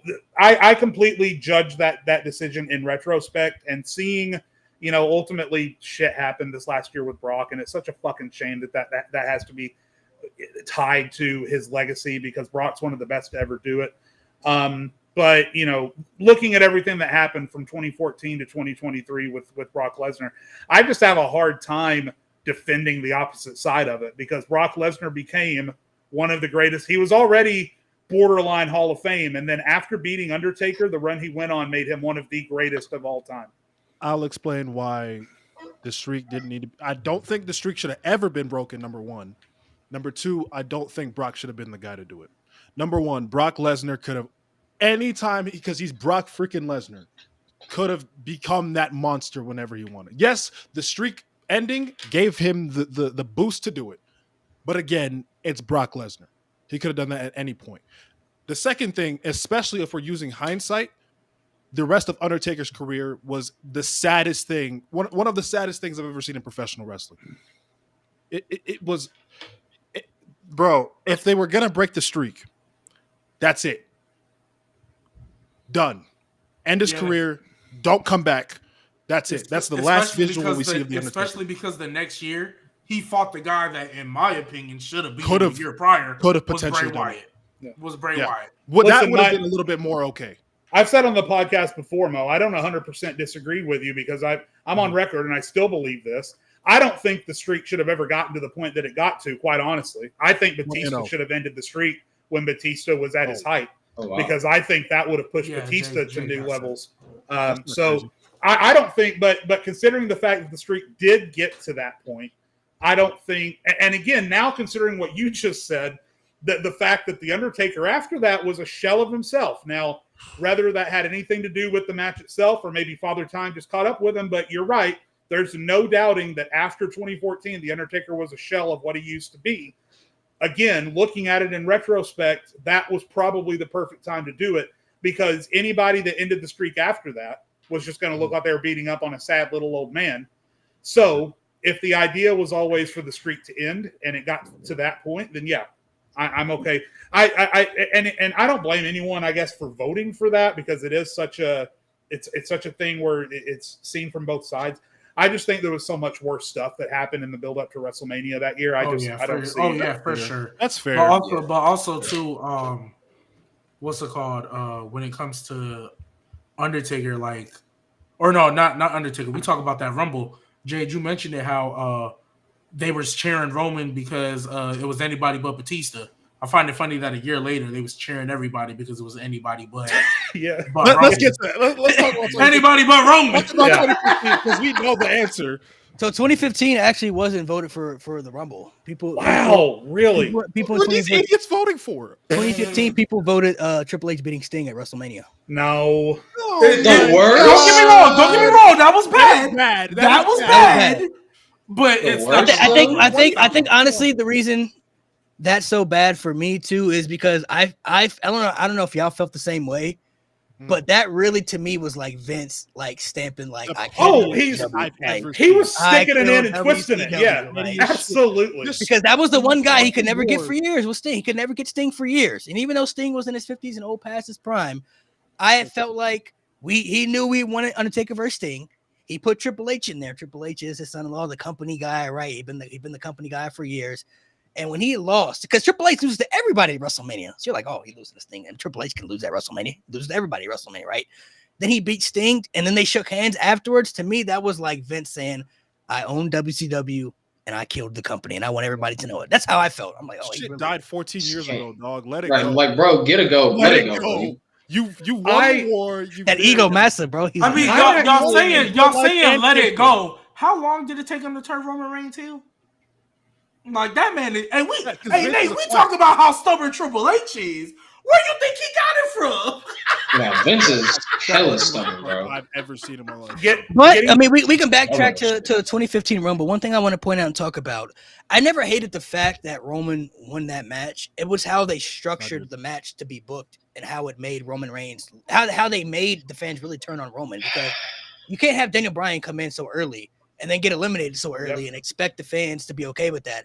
And then towards the end, you had Big Show and Kane, the Authority, simultaneously dump out 3 fan favorites in a row like they were trash. Dean Ambrose, Dolph Ziggler, and Bray Wyatt. Three eliminations in a row from those guys. They dumped them out of the ring like they were doo-doo, bro. Only for Roman Reigns to come and have to save the day. Even when The Rock come out, bro, The Rock got a big reaction. But when they realized what The Rock was here for, they was like, oh my gosh, bro.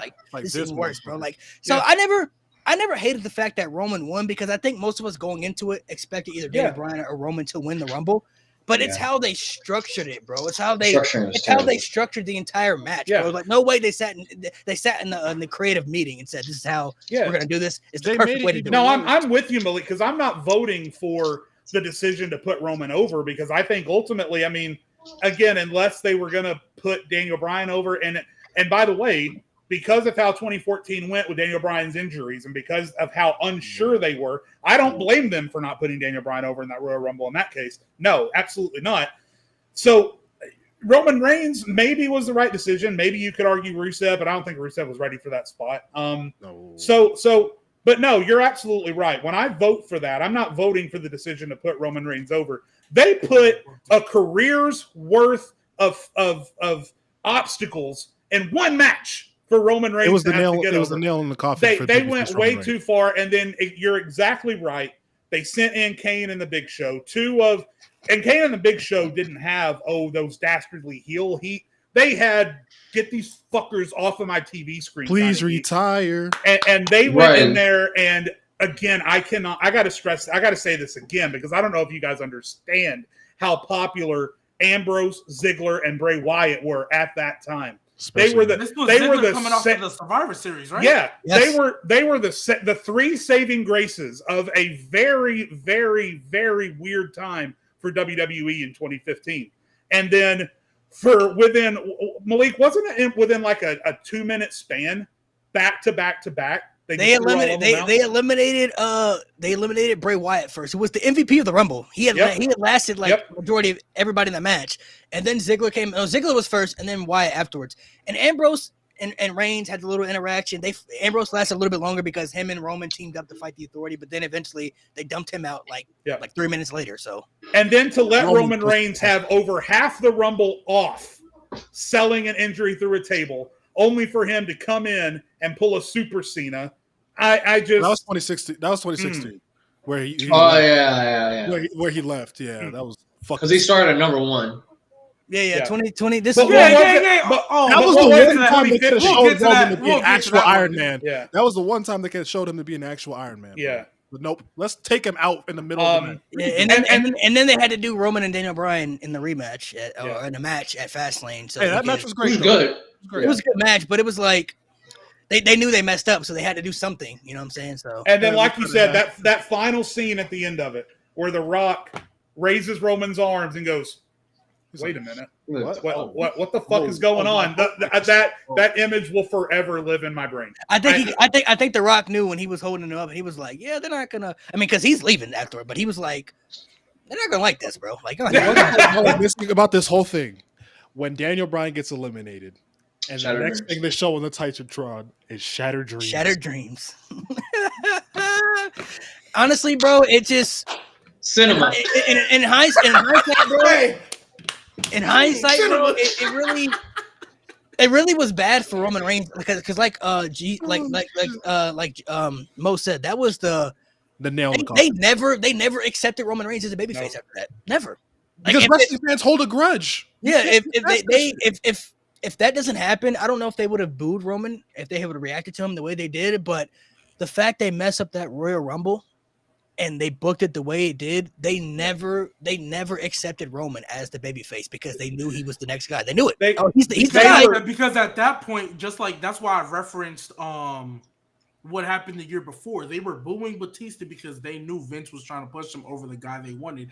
And Roman, even though it was more so getting cheered because anybody but Batista, Roman was still in the Shield at that point. So he was still and they loved Roman Reigns in the Shield. Yeah, loved him in the Shield. So then when it gets to that one, and it combined with the fact, like, honestly, let's just say in an alternate timeline, multiverse, Roman Reigns is not in that Royal Rumble. Daniel Bryan get him eliminated. Anybody who would have won would have got. Maybe. Actually, I lied. They made it worse. Dolph Ziggler, and Dean. Probably Ziggler, Wyatt, and Ambrose. Any one of those three. They made it worse. Yeah, but they turned on the Rumble once he got eliminated. Like if you remember watching, they was shitting on everything in that Rumble. I've never seen a Rumble die so fast on elimination. You know what the biggest problem with all of that was is that you knew the winner was going to face post Undertaker Brock Lesnar at WrestleMania, and no one believed any of those guys, including Roman Reigns, was going to go to WrestleMania and beat Brock Lesnar. That was just a weird Rumble. You know what's so crazy? Because I do my best to try to remember how I felt in the moment. I'm not gonna lie. I dead thought Roman was winning because I thought they were pushing him that way to be the next Super Cena. I thought he was winning. And then especially, and credit to them, because remember, this is one of the one long shows where everything's on the same card. Mm-hmm. I ain't think Seth, obviously I don't think anybody did. I don't think it was on the dirt sheets. But Seth Rollins cashing in, I was like, oh. That was decided during the show. I was like, oh, that's how you're going to get around. I love Okay, I can get with that. This was almost a decade ago, right? So we got to remember, this was 2015. Yeah. This is before Big Dog. This is before Roman Reigns had any accolades to his name as a singles guy. And this is Brock Lesnar coming off the streak, conquering Super Cena, and being the most dominant guy walking on the earth, right? So going into that WrestleMania, I felt like Roman Reigns wasn't on that level yet. I'm like, I don't believe he's a WrestleMania main event guy yet, especially facing a Brock Lesnar. This was a one-night WrestleMania too, mind you. So I'm like, this is kind of weird. I don't know how they're going to make this happen because I do believe it was time for Brock to lose the championship, but I didn't think Roman was the guy to beat him for that title at the time. Who else was? I didn't know what they were gonna. I didn't know what they were gonna do. So at the time, and I don't know who else. I thought it was gonna be. I heard a quote on this. I heard a quote on this situation with going into WrestleMania 31. Someone said they booked themselves into a corner and then booked their way out of it perfectly. Oh yeah, because I will say going into that match, I wasn't really invested too much in that match, but that match was incredible. That match was so good. That main event was great. The cash in was the icing on the cake. Perfect ending to that WrestleMania. I'm like, that cash in took it from a above average WrestleMania to one of the most highly thought about WrestleMania. And when you think about it, we talk about that cash in, right? Because for me, I remember going in like, all right, y'all just came off of Mania 30 with two of probably the biggest moments that you're ever gonna have. Anytime they have a WrestleMania package, you're gonna see that face of the guy when they broke the streak, and you're going to see Daniel Bryan with the confetti. It's a miracle on Bourbon Street. Obviously, it's I always compare it to Michael Jackson, Thriller, and Bad. You're not going to top Thriller, but you can still come out with some heat for Bad. Yeah. How are you going to do that? And I feel like the cash in, 30. I feel like, I mean, but I'm talking about the moment. That cash in was like amazing, and so that's why I asked you, Malik, because you said you didn't think he was going to win. At that time, I'm like, well, it got Roman. Who else is going to be? I'm going to tell you what I had always heard the original plan was. So when Cena had got conquered at SummerSlam, that was supposed to be Daniel Bryan.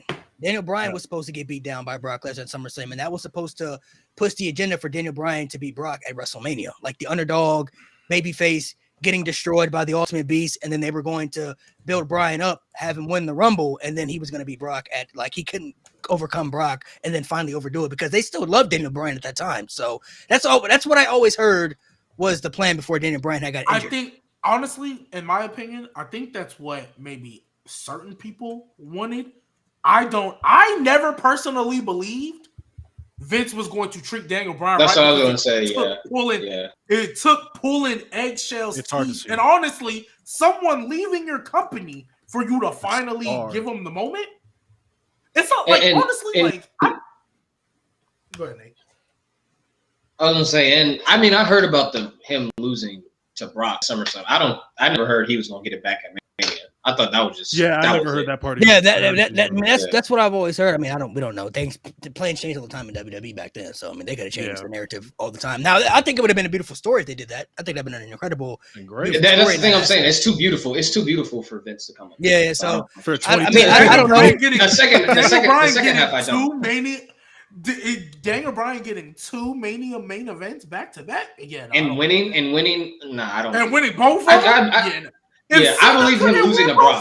Would have been insane, bro. Yeah, the Brock one losing SummerSlam, I believe, but I don't believe the rest of it. I think got my favorite match out of the narrative because I think after that, they made Daniel Bryan into a star after that. Even after he came back, you know, they still treated him right. The WWE Championship run that he had as a heel was great and stuff like that. So what year was that? What year was that? Because when he first came back, 2018, 19. He came back in 2016. But yeah, because he came back in 2018. He came back in 2018. Yeah, because after the WWE Championship run, I felt like they gave him the IC title because it was like I think that IC title win that ladder match was like a here nigga damn.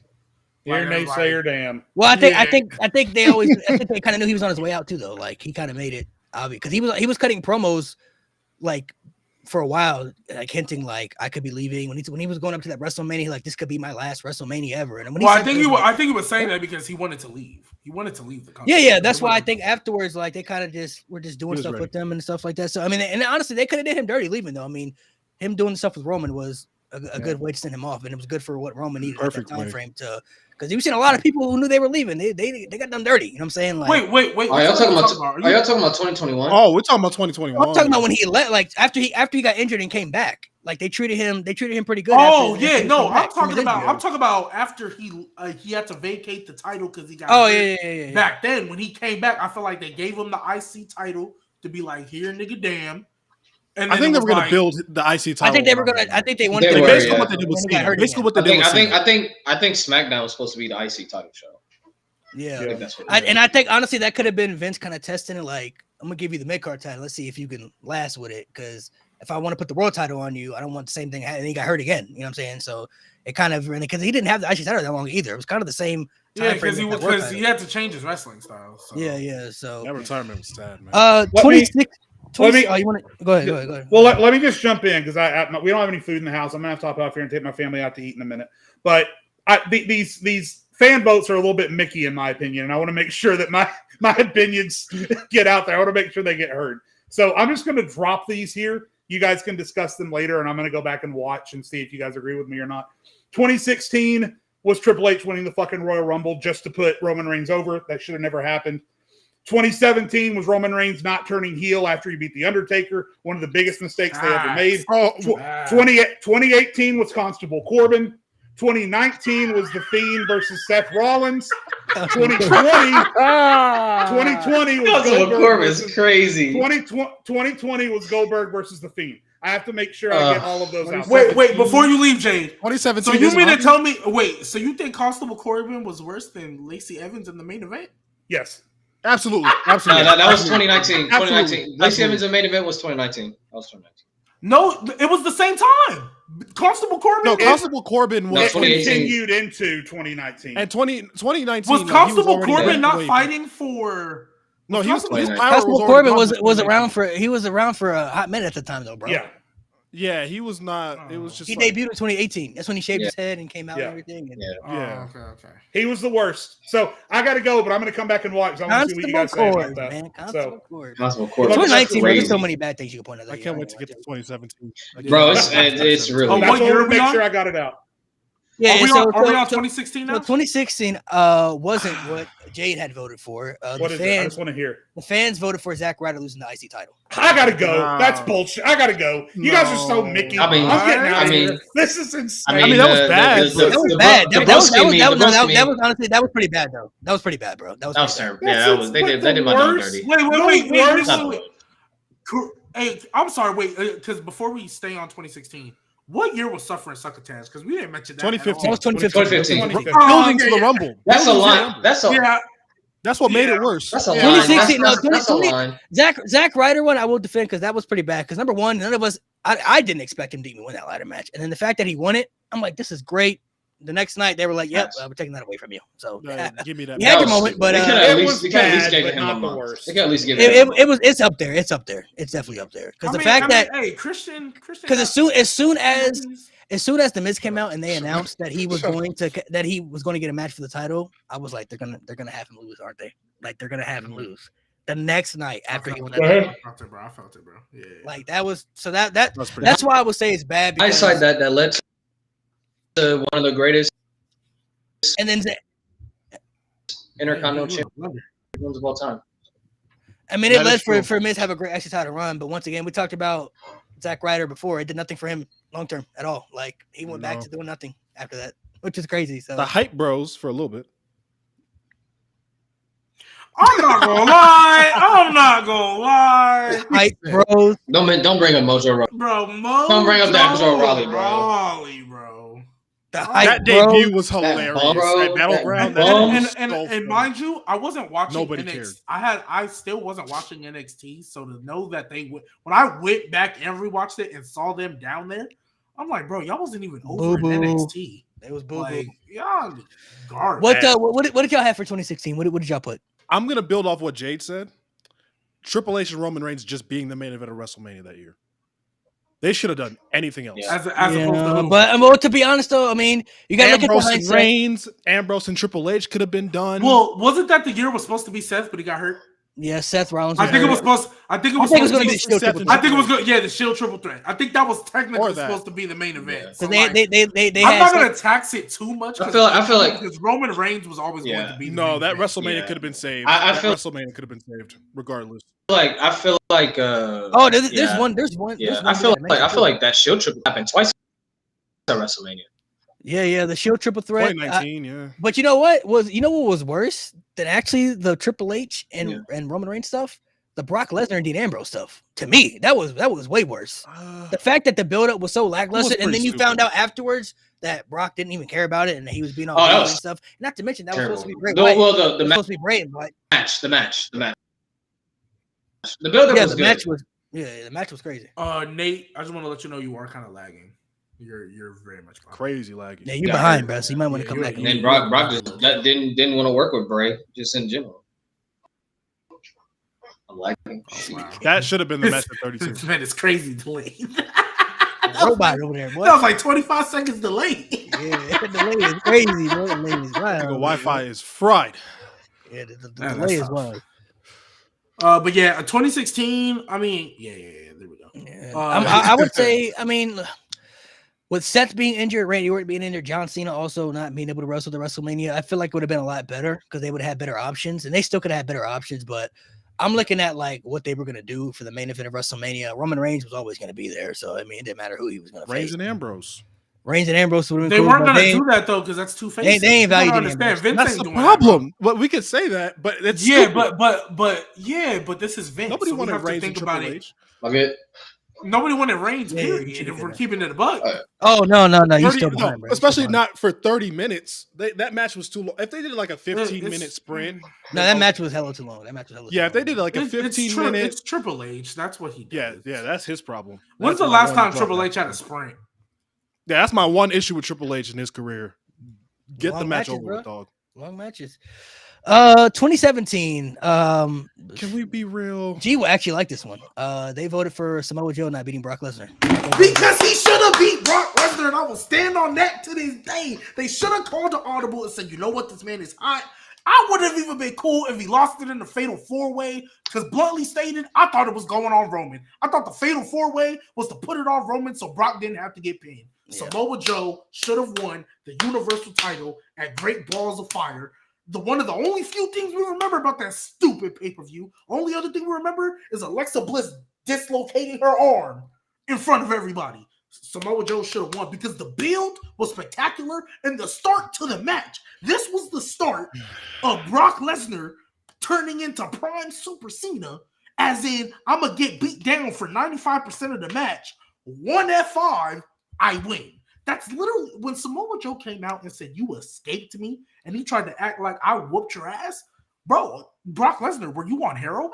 Were you doing drugs? Because the same match I watched saw you get your ass beat and put through a table for 95% of that match until you hulked up, injected yourself with some IV fluids, F5 and won. I hope y'all know that was the start of Brock Lesnar, because then he was getting taken out of matches for 90% of it because he didn't want to work. Come back, German suplex F5. He did it to freaking Braun Strowman in this. What are we doing? This man would literally get beat for 95% of the match. And then F5. When it's Brock Lesnar, let's be real. How many people on that roster at that time, or even now, do you genuinely believe in a one-on-one fight would dominate Brock Lesnar? The only person that did it was Cain Velasquez. Cain Velasquez. Nobody else on that roster. Maybe. And honestly, there's only two people. I can't even say Braun Strowman because he got rocked. Brock Lesnar rocked that nigga, had him stumbling. That was 2018. That was 2018. This is before. No, I'm just saying that. I'm just saying, period. Like, I'm saying any roster. I don't know somebody. I'm sorry. Maybe Bobby Lashley. Lashley, I would believe that they could actually have a one-on-one scrap. Nobody else on that roster, I believe, can actually beat Brock Lesnar, let alone dominate him for 95% of a match to where he has to escape. Yet Samoa Joe made it believable, and you didn't put the title on him. And then what did you do with Samoa Joe after that? After, again, his genius having one of the best feud builds with AJ Styles later on, Wendy, and he lost to him 4 fucking times. Cannot stand the fact 4 times is crazy, bro. 4 times. Can I say this now? It's all NBA Finals. I was gonna crash out, but I'm gonna calm down. Swept. Oh my god. G, listen. The Samoa Joe loss was fucking stupid. I'm with you there. Goldberg beating Kevin Owens was fucking stupid as well. Oh yeah, it was. But let's tell the truth here. The real answer. That's not my answer, actually. And shout out to him because I rock with the guy himself. Was Jinder Mahal becoming the WWE champion? And I need us to stop pretending like it's otherwise. No, that's not my answer either. That's not my answer either. I mean, it's just I'm not saying the decision was great because he literally wasn't he wasn't even doing anything on TV like a couple months before that. Like that's the problem. That's the problem. The only thing that annoys me about that is because that should have been Sami Zayn. And the way they set up that little 6-pack challenge, the way they set up that little, whatever it was, the Fatal 5-Way 6-pack challenge that they had on SmackDown to be the number 1 contender, looked like it was setting up for Sami Zayn. And then they did it with Jinder. Yeah. We could have got Sami Zayn Shinsuke on the main roster. But even after Jinder won, none of us really thought he was going to beat Randy Orton at all. People, you know what I'm saying? Like at back, that's the fucking problem. Beat him like 3 times. Beat him 3 times in a row. Yeah, three times in a row. So I didn't dislike Jinder Mahal as champion. Though, be honest, it didn't bother me. I gave it a chance. When he initially won, I sat. So it didn't bother me, bro. When he initially won, I sat there watching the TV. I was like, okay. I was like, all right, you know what? They've made weird decisions before, but they made them work before. I'm going to let them cook on this. They did the Punjabi celebration. No, they did the Punjabi celebration. I'm like, you know what? That was cool. I like that. That was cool. So, okay, I'm going to give this thing a chance. His presentation, great. But then the fucking reign continued. When he beat the match with Randy Orton and Money in the Bank was the same fucking match. Just his dad was involved. Same fucking match. And then after that, the Pinche Punjabi prison with Great Khali. Oh, okay, I'm sorry. With Great Khali coming out. in one of the worst main events that Jinder Mahal himself has said fucking sucks. The Punjabi prison as a concept fucking sucks. It's stupid. Never do it again. Please. Never ever do it again. And then you have him, and I won't say this buried Shinsuke. I won't say it because it didn't. But to resort to racism to build heat in 2017. That's crazy. That's crazy. Are you kidding? Your Rook the same. Wait, are we on 16 or 17? No, we're on 17. 17, bro. Rook the same. Bro. Are you serious? Terrible. In 2017, terrible. We're doing this now. Freaking terrible. Yeah, it was freaking terrible, bro. I since I had been watching WWE, I hadn't missed one episode of Raw or SmackDown. That was the week. During that title reign. I said I'm going to take a break. I'm not gonna lie. I'm not gonna lie. I've been watching faithfully weekly episodic TV, Monday Night Raw and Friday Night. Maybe not NXT. I have never missed an episode. Even I'll DVR it. I'll come back to it. But skip through some stuff. 2 weeks. Yeah, for sure. I didn't do it. So, Malik, you remember back in them old women's matches? You all right? Let me get to the last 3 minutes because I know how this goes.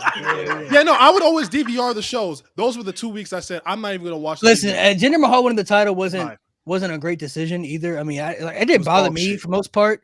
For me, bro, you talk about Samoa Joe. I will forever say Braun Strowman not beating Brock Lesnar. That pissed me off so much. That's another dumb one. That pissed me off so much, bro. Especially how they were building Braun Strowman up for that whole year. They fed him to Roman Reigns, and he won the feud against Roman.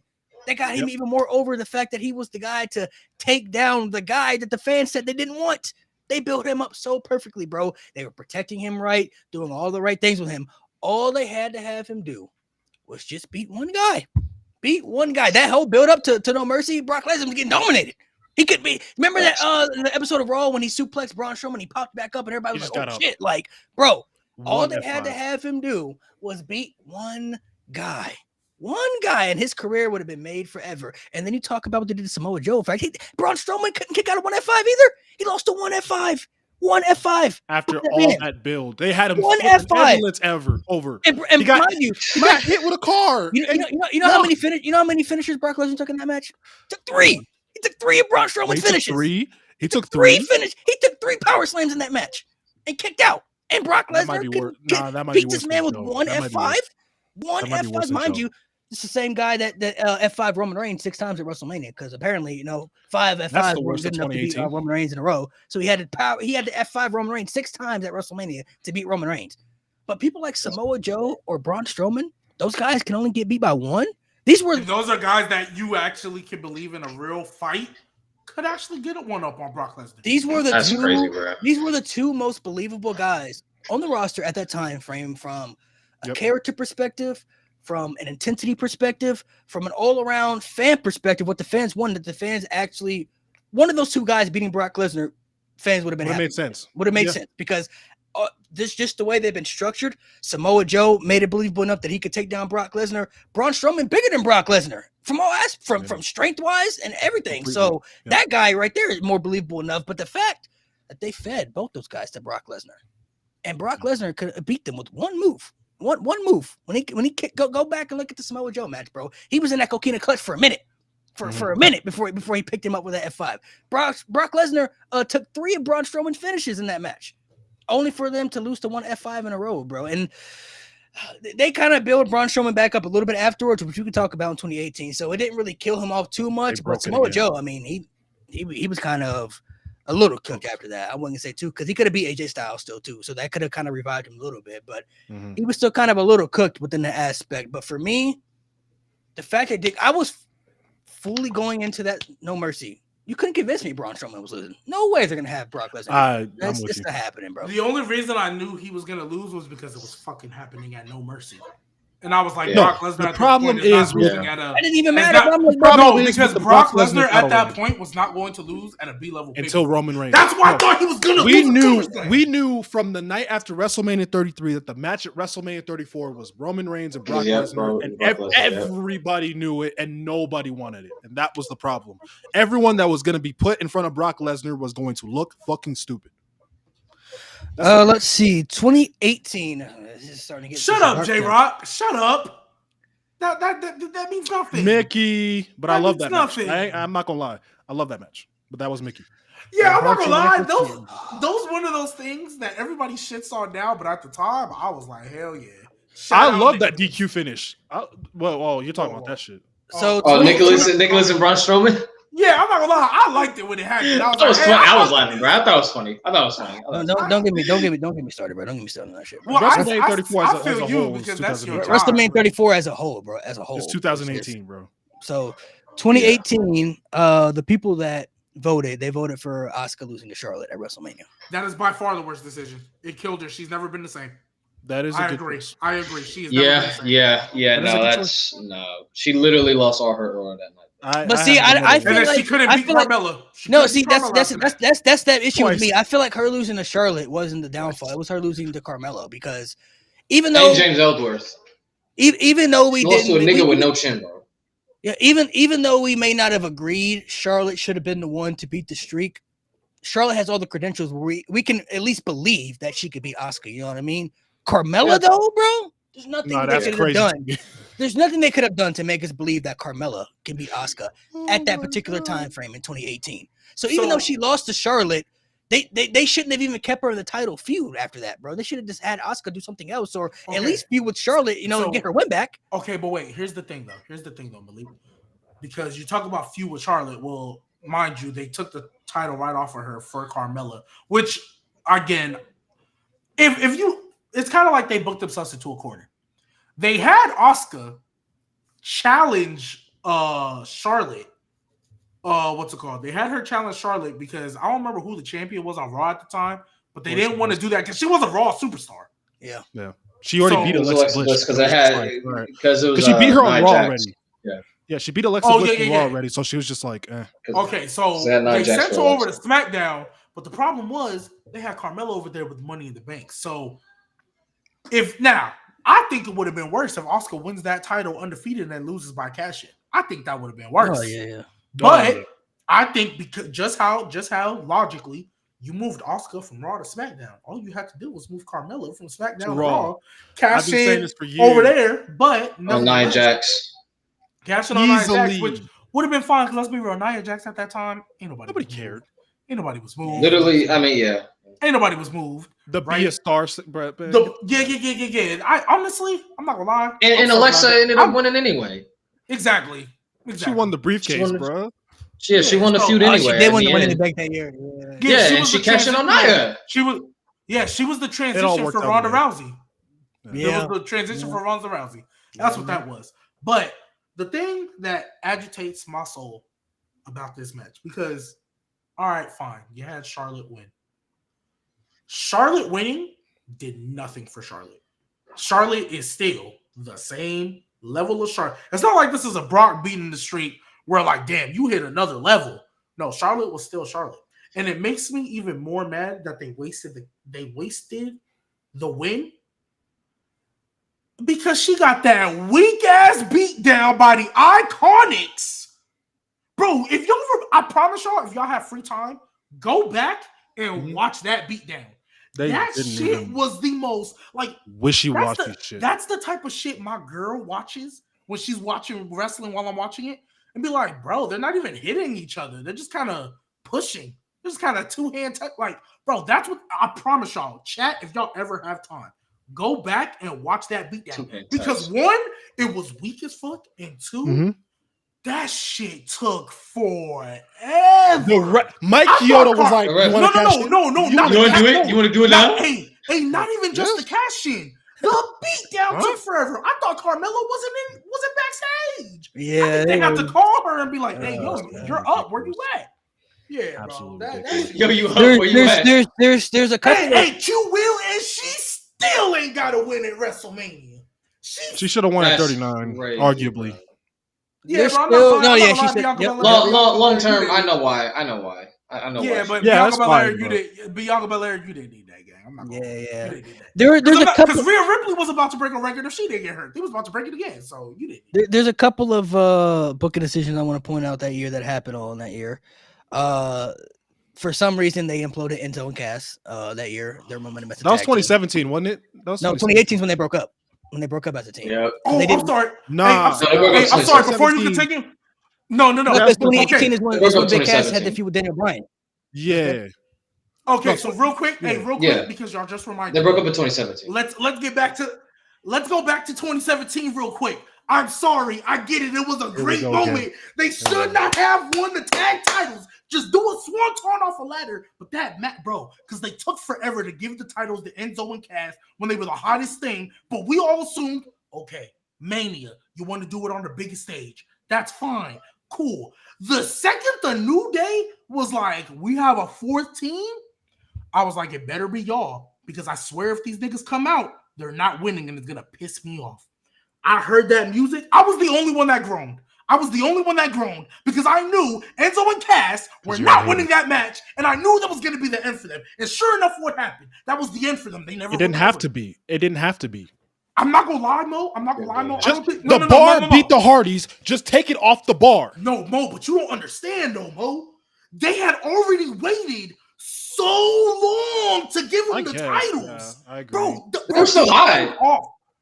They were still high. Yeah. Like when they broke up, people were pissed. People They were were so so high. sad. I was like, damn. Bro, I'm not saying y'all are wrong, but y'all don't understand. You know how like when you wait so long for something, and then they finally do it, and it's like, well, to an extent, like when Roman finally won the title, it was like, well, fucking finally. That's kind of how it would have been for Enzo and Cass if they would have won after that. Would have been like, I mean, I guess like time. Realistically, WrestleMania was. I mean, here's the simpler solution. You have to do this. Just move them to SmackDown. You lagging again, bro. Wi-Fi lagging again, bro. I mean, realistically, WrestleMania that was Enzo and Cass's moment, bro. Like they should have won that match. That was their moment to really.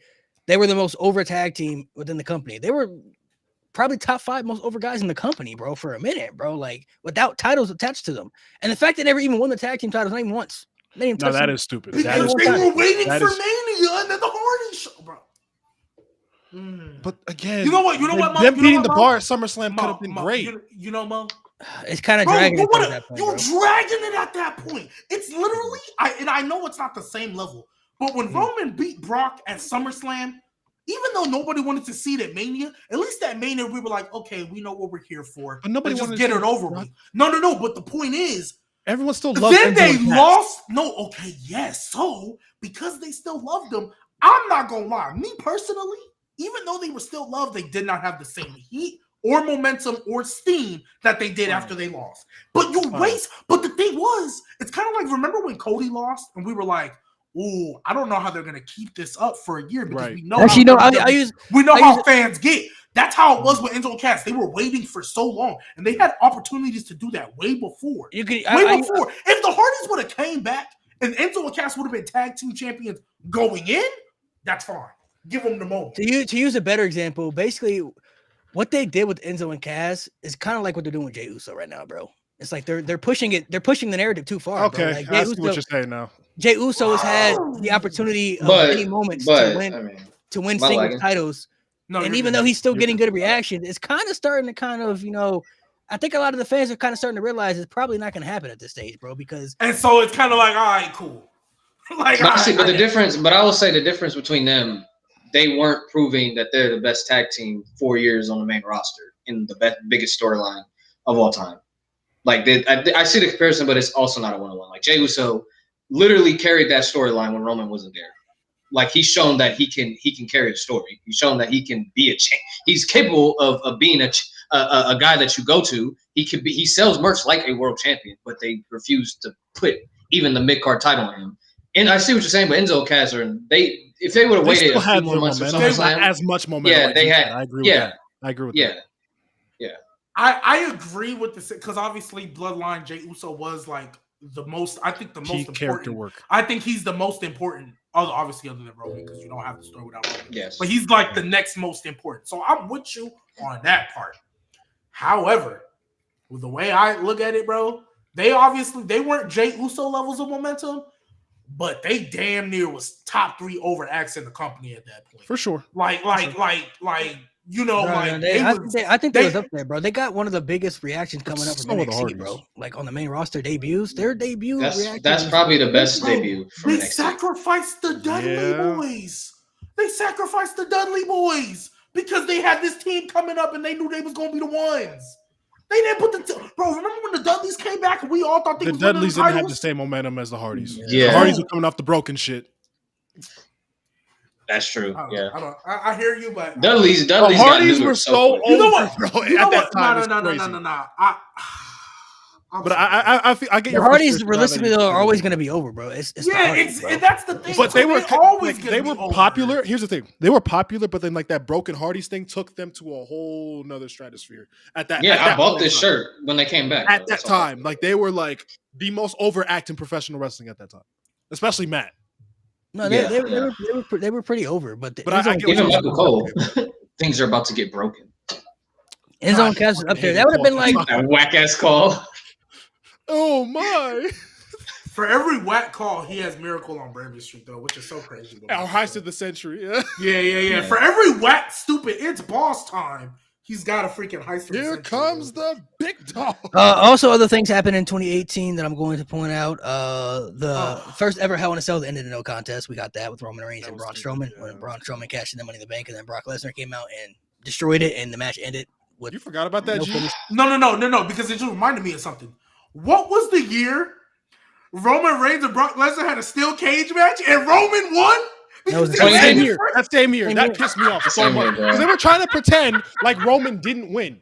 Oh, bro, and it was clear as day. It was clear as day. This nigga Roman clearly hit the floor first, and I was like, "Bro, are they?" Brock's body hit the floor first, but Roman's feet touched first. It was like, his body was fully on the cage. His body's fully on the cage because his spirit is fully on the cage. So when I watched it, bro, you got to understand my thought process. I'm like, Roman Reigns won here. Near the ground. I was like, Roman Reigns won here, and then they rung the bell, and Brock's music hit.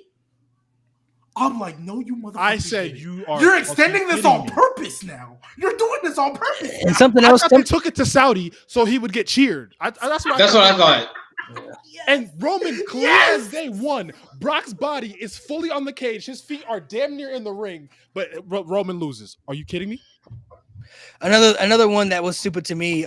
We talked about it a little bit earlier, but the Undertaker and Brock Lesnar, the Undertaker and John Cena match. The fact that it was a squash match. That honestly, bro, was like, why did we even? That definitely. We waited so long for this. Undertaker, we know was older. Cena was a little past his prime too, but we had waited so long to get this match at WrestleMania, and to know for the fact that Undertaker trained so hard and he was ready for a full match at WrestleMania, and the fact they had to have a squash match, bro, we shouldn't even got it, bro. Didn't they do it to troll Taker or something? It was because you could have did that with somebody else. They said it was best for the story. You know what I'm saying? I don't know. It was stupid, bro. WrestleMania 24. See, this is my problem with John Cena. I hate that he wait till now to want to start trying to do what's best for the story and put people. Nigga, it's you and Undertaker. If you don't go out there, y'all didn't even have to wrestle for 20. Y'all could have gave me 15 and I would have been happy. I don't think that was Cena's fault. 10. I don't think that was Cena's call. I think that was Vince's call, bro. Cena has said himself. Cena agreed with said, like, hey, it needs to be a squash. Yeah. Undertaker was the only one who was like, Undertaker was the one who was trying to talk him out of it, but he said he got ganged up on basically, like him and Taker and was outmatched by Cena and Vince because they felt that should have been gangbanging, bro. That's crazy. So, yep. Yeah, that was actually a great build too. It was actually a great build. Yes, Cena. It was a cool build. That was cold, bro. That was cold. Because like the dome never hit on any of the shows, and I was like, oh, I like this. But once he showed up, and I mean, also can't forget another thing. Shinsuke losing to AJ Styles and then turning heel after that match was I don't honestly, me personally, I didn't hate that he turned heel. Me neither. I hate that the match was underwhelming. No, that's what I hated more. I hated that Shinsuke didn't eventually win. That was my. I hated they turned him heel because he was one of the most over baby faces in the company, and turned him heel because they didn't want his momentum to be hot, bro. That's why they turned him heel, bro. That match should have opened the show, and also shout out to DX versus Brothers Destruction. That shit. Yeah, I was about to say Shawn Michaels coming out of retirement. Shawn Michaels coming out of retirement, Hickenbottom, bro. Listen, bro. I'm like, that was Michael Hickenbottom. That wasn't Shawn Michaels. The fact anyone ball too. Shawn Michaels had, because I'm gonna clip this too. Shawn Michaels had the greatest retirement storyline match in the history of professional wrestling, bro. In the history of WWE, shit was beautiful, bro. The way they built it up for a year, couldn't beat Taker. He became obsessed with it. He was trying everything to win the Rumble. Couldn't do that image when he got eliminated by Batista. It was so sad. And then he had to cost Undertaker the Elimination Chamber match and the World Championship just to get Undertaker's attention to say, I'm going to get this match at WrestleMania. I'm going to do whatever it takes. They built it up so perfectly. He went off. It was great, right? And the fact, bro, it could not even AJ Styles rematch. All these rematches we talked about for years. Daniel Bryan, bro, he come back for the DX and the Brothers of Destruction match. Two old guys on two same teams. Undertaker, Triple H, old. Everybody in this aspect is old. You have old people in a match that would have been great. Now, DX versus Brothers of Destruction and the Ruthless Aggression era, Attitude Era, fire. Great. I'm saying would have ate that up. I'm saying that would have been incredible.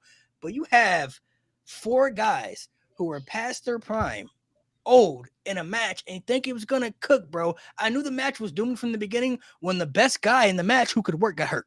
When Triple H got hurt in the beginning of the match, and he was the guy that could do the most, you knew it was gonna be over with. He got cooked. Shawn was still okay. And chat for Taker those and of Kane you got cooked. Triple H Taker was more and Kane active. got cooked. and Shawn chat, Michaels for had to those be of better you- because he had to carry. Because Triple H got hurt. He got hurt.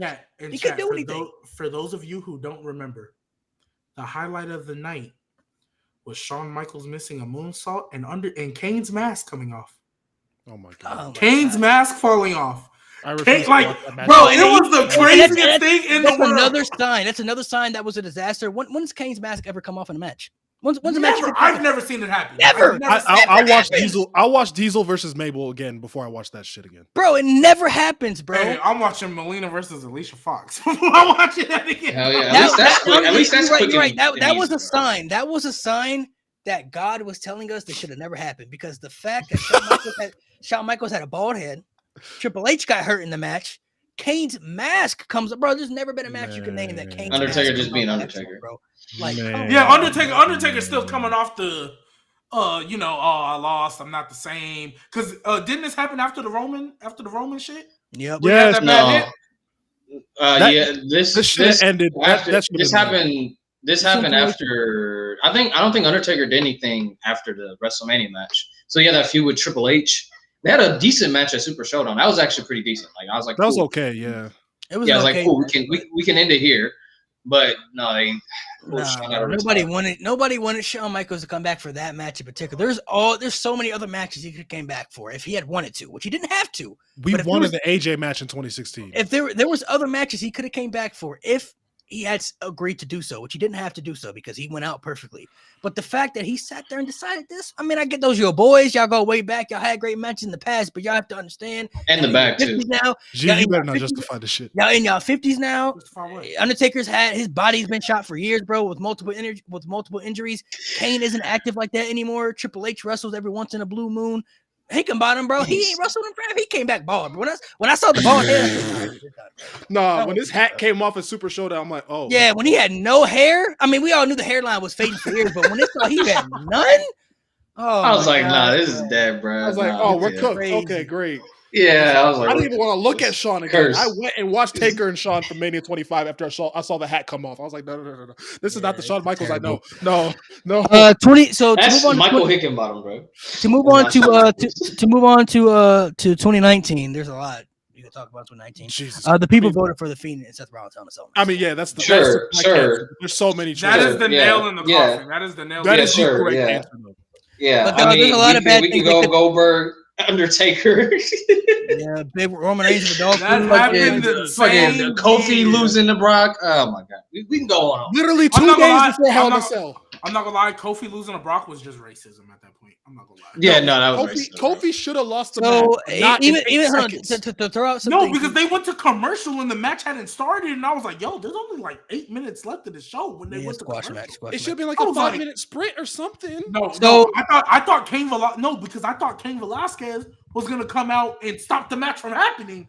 Like that's what I thought was gonna happen. Nobody expected. You heard that Cain Velasquez was coming to come out. Yeah, I thought that was a reported play.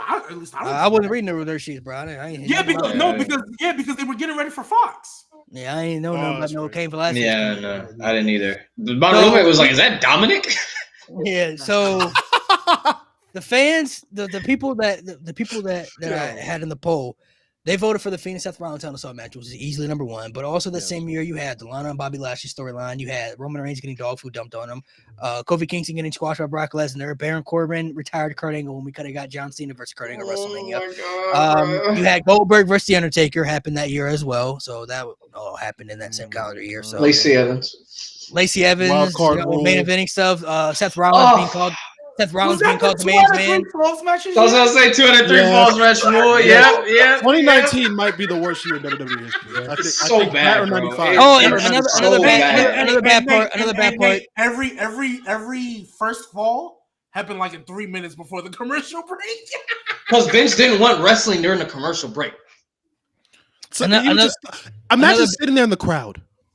Another bad part of that year, I mentioned Seth Rollins and Becky Lynch teamed up, and then they had Seth Rollins being called the man's man. That was terrible. And then they had because they wanted him to be cool. So they also had the report. Yeah. They also had Brock Lesnar steal Money in the Bank that year and win it. And then he cashed in on Seth Rollins to retell the storyline that they already had told. So basically, after he beat Rollins for the title, the whole storyline going into SummerSlam was, can Seth Rollins defeat Brock Lesnar and slay the beast? And they already did that at WrestleMania. Which agitated. This is when Seth Rollins' character as a babyface. I'm glad he was able to reinvent himself, and I'm glad he's a babyface again now. But this is when it did for me. I was like, I don't want to see you as a face ever again, because he was also, mind you, he was also getting heat for the beef he had with Will or Kenny. Will. And it was like, hey, and everybody was kind of like, hey, Seth, chill, nigga. So you had that. And then, bro, he laying there. I'll never forget. He in the what you call them things? The ring apron or whatever, the little turnbuckle. He in the turnbuckle laying on the side, screaming from the Fiend. Yeah. No. I wasn't even talking about the Fiend. This is the Brock Lesnar feud. He's in there. Oh no. I don't know how. I don't know if I can do this. But you did it already, bro. Like you did it. You already did it, bro.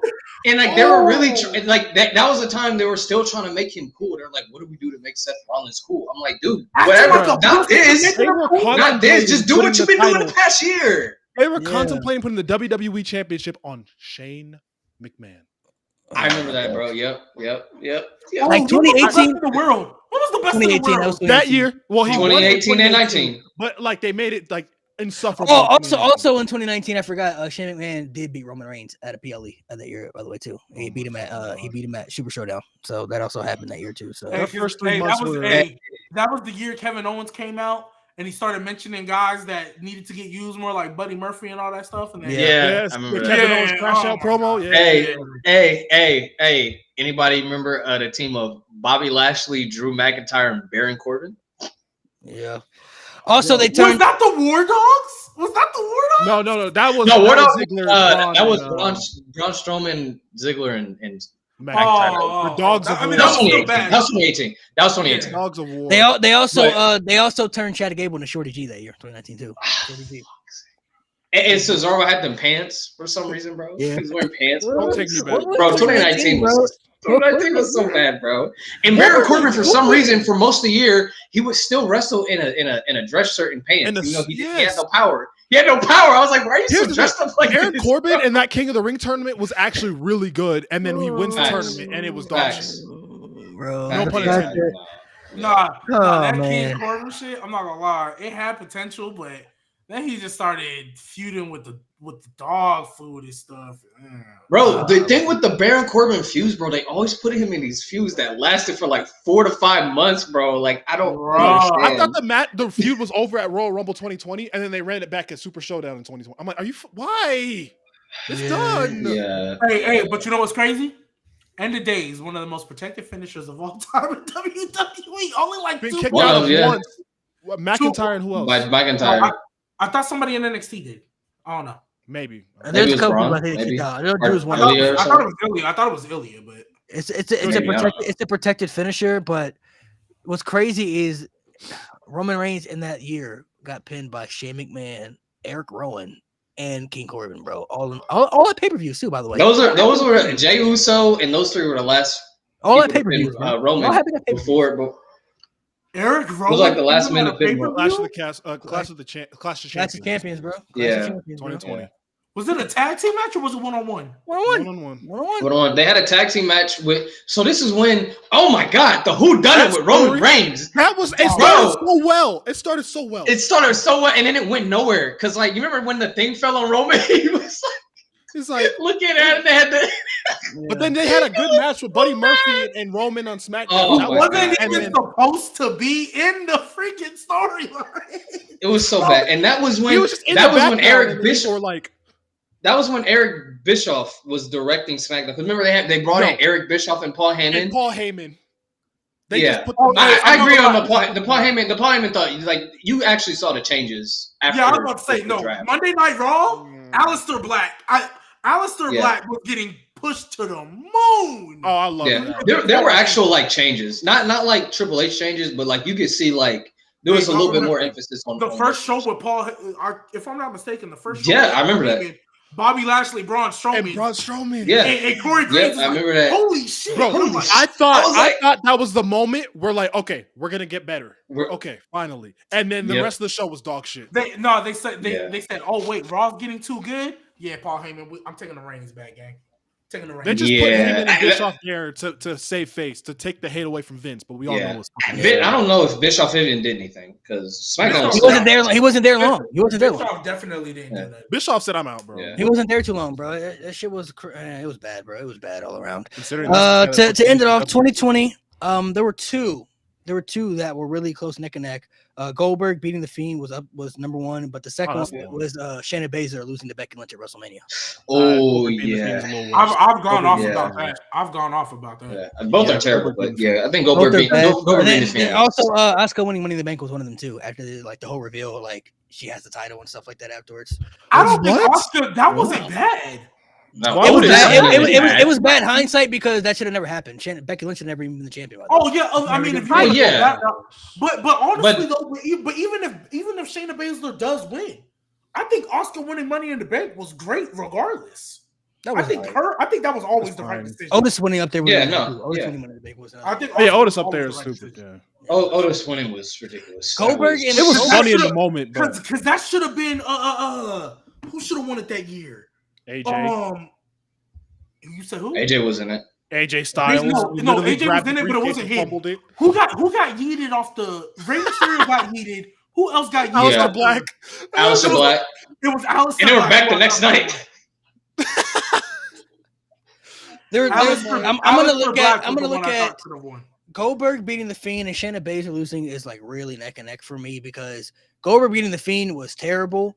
But Shayna Baszler has never recovered from that loss for Becky Lynch at WrestleMania. She's never even touched a world title on the main roster, never even come close to touching the world title on the main roster. She went from being the most dominant person in NXT, dominated everybody in that Elimination Chamber, didn't beat Becky Lynch, and then she went on for like 2 years in a row to having the most losses in WWE after that. She's never been able to recover from that loss. And those are the most losses on TV, not house shows. On TV. Most like badly, bro. So the Fiend losing to Goldberg was terrible, but the only reason the Fiend never recovered either. The Fiend never recovered either. No, I think the Randy Orton feud kind of recovered him a bit. When he lost to Randy Orton at WrestleMania, that was really it for me. That was when they had Alexa Bliss turn on him, and then he lost after. I was like, yeah, it's done with the Fiend, bro. Like, but to me, worst opener ever. They had Goldberg beating the Fiend was terrible, but they only did that because they always wanted Roman Reigns to be their champion. We knew they wanted Roman Reigns to be their champion, and they still wanted the fans to accept him as their top babyface. And if Roman Reigns goes to WrestleMania and beats the Fiend, he's getting booed. They're booing him out of that stadium. But who's somebody that they hate more than Roman Reigns that they could possibly care enough to cheer for? Well, it has to be Goldberg, right? Because if he beats Goldberg at WrestleMania, they're going to be a little happy that he beat Goldberg because they don't want Goldberg to be the champion more than they want Roman Reigns to be the champion. And Roman was a little less hated at this point. But even then, like when they had like the little stare off or whatever, Roman Reigns didn't really get booed like that, and he kind of wasn't acting like a little corny. He wasn't acting corny. He was acting like, yeah, hey, look, I'm back now. I kind of was playing nice. Like Roman's attitude was like, look, I came back. I was playing nice. I ain't really, but I'm ready to take the thing I never lost. He literally just said, I'm next and left. Yeah. But what's it called? The Fiend lose what's it called? The only reason why I actually kind of gave that some grace as well. The Fiend made it work storyline wise and kayfabe wise, and that's why I will always think Bray Wyatt is a top 3 creative mind. When he got squashed like that, he came out on Twitter and he basically said, yeah, guys, my character was attacking people who wronged me. Goldberg has never wronged me, so it was a sacrifice. I didn't need to fight him. I was like, you motherfucker, that makes sense because that's been your whole character. But I hate the fact that you have to come out here and bullshit like this. No one good. You know it's a dumb decision. Yeah, bro. Like, I know they told him to go do that because technically he was right. Everybody he had feuded with up until that point had done him wrong some way before. Except The Miz. The Miz was...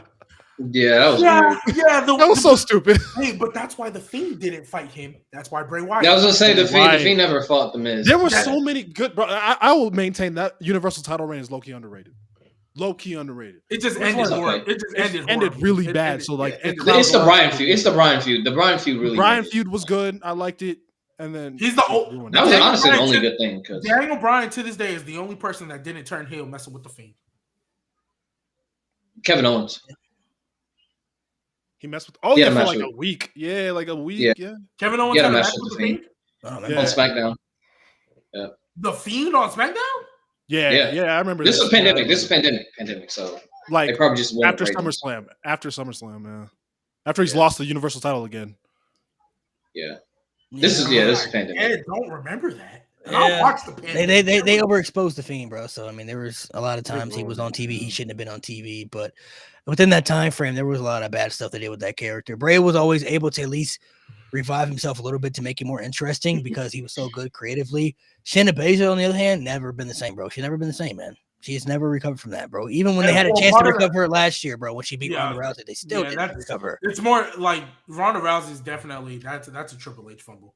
And again, we talk about being stubborn. I genuinely think part of the reason he's doing that is because he's dead set on trying to fix this tag division, this women's tag division. He's dead set on it because he loves tag team wrestling. So. He loves it. He loves. I like, and credit to you, but does he? Yeah, my nigga. No, he does. He does. No, he definitely does, bro. He definitely does. There was a point in time when in NXT he was having some of them tag. Yeah, that's my problem. Like NXT, the tag division was amazing. I don't know what's up with the main roster, man. The main roster did take a little minute because I think the main roster is just different from the NXT, bro. It's really harder to book. Yeah, it's catered to a different audience, so it's easier for you to because Triple H, the luxury that he had all these indie guys who were great in ring and just gave them great stories to tell, right? And in the main roster. A lot of people, the casuals more so specifically, even though I think they're getting conditioned better now, a lot of them don't care about the in-ring stuff anymore. Like, well, for the longest time, we did it. We talk about all the time. DVR, did you watch the first 15 minutes of an 18 match or did you fast forward to the last 3 to see what the finish was? Because that's what you cared about, and that's how people were conditioned for over a decade. So Triple H, it's kind of changing that. I think this King and Queen of the Ring tournament mixed with just having some stories that people can invest in. Like, I never thought I'd see the day people were invested in a Liv Morgan and Zelina Vega match, let alone a tag match with Rey Mysterio and Dom. Never thought I'd see the day that would happen. But hey, they was into that. When Zelina Vega hit that cold red and almost won, they was into that. They was just into me again, beating what's her face? Stephanie Strand. They was into that finish. I was like, whoa. Me and him been cooking, bro. I can't lie. She been cooking. Me and him is underrated, man. She been cooking on NXT and man. She been cooking, bro. She been putting in a lot of work, bro. Wait, what? I'm not gonna lie. I've never seen it with me again. Even when she got signed the first time. It's the black in her, huh? No, it has nothing to do with it. G Hogan strikes again. That's crazy. It has nothing to do with I think because I didn't even know she was black. So that has nothing to do with that. No, I did not know she was black. See, didn't even recognize his culture, bro. It's crazy. Crazy. Oh my god. Let's keep it a buck. She looks more on the Asian side of her than she does the black side of her. It's crazy. I think one thing that we have to understand, at least the way I look at it, the reason Triple H and Shawn Michaels have been able to do great things with NXT is because I don't think they have to answer to those higher ups on the main roster. Because it was even said by many superstars, Vince didn't even watch NXT when Triple H was running it.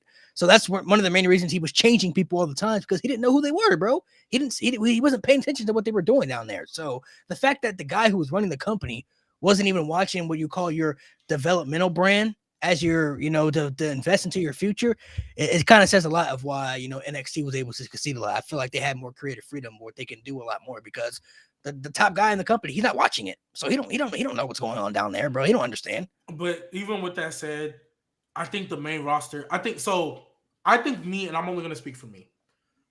I did what I always complain people do, like with Marvel and stuff. I had my expectations through the roof, and then I had to lower them, right? I thought we was getting black and gold takeover era. We here. I thought it was gonna be the same shit. Johnny Tommaso, run it back. Ricochet, hey, you might actually feel credible again, right? The whole thing. So, but when I still look at it, even with my peppered expectations, I've seen you make people be over that either haven't been over in a long time, or I never would have thought. Ludwig Kaiser is the prime example of somebody to me who I never would have thought as a solo guy would actually get some heat. I thought he was going to be Gunther's lackey forever until he turned on him and then faded to obscurity.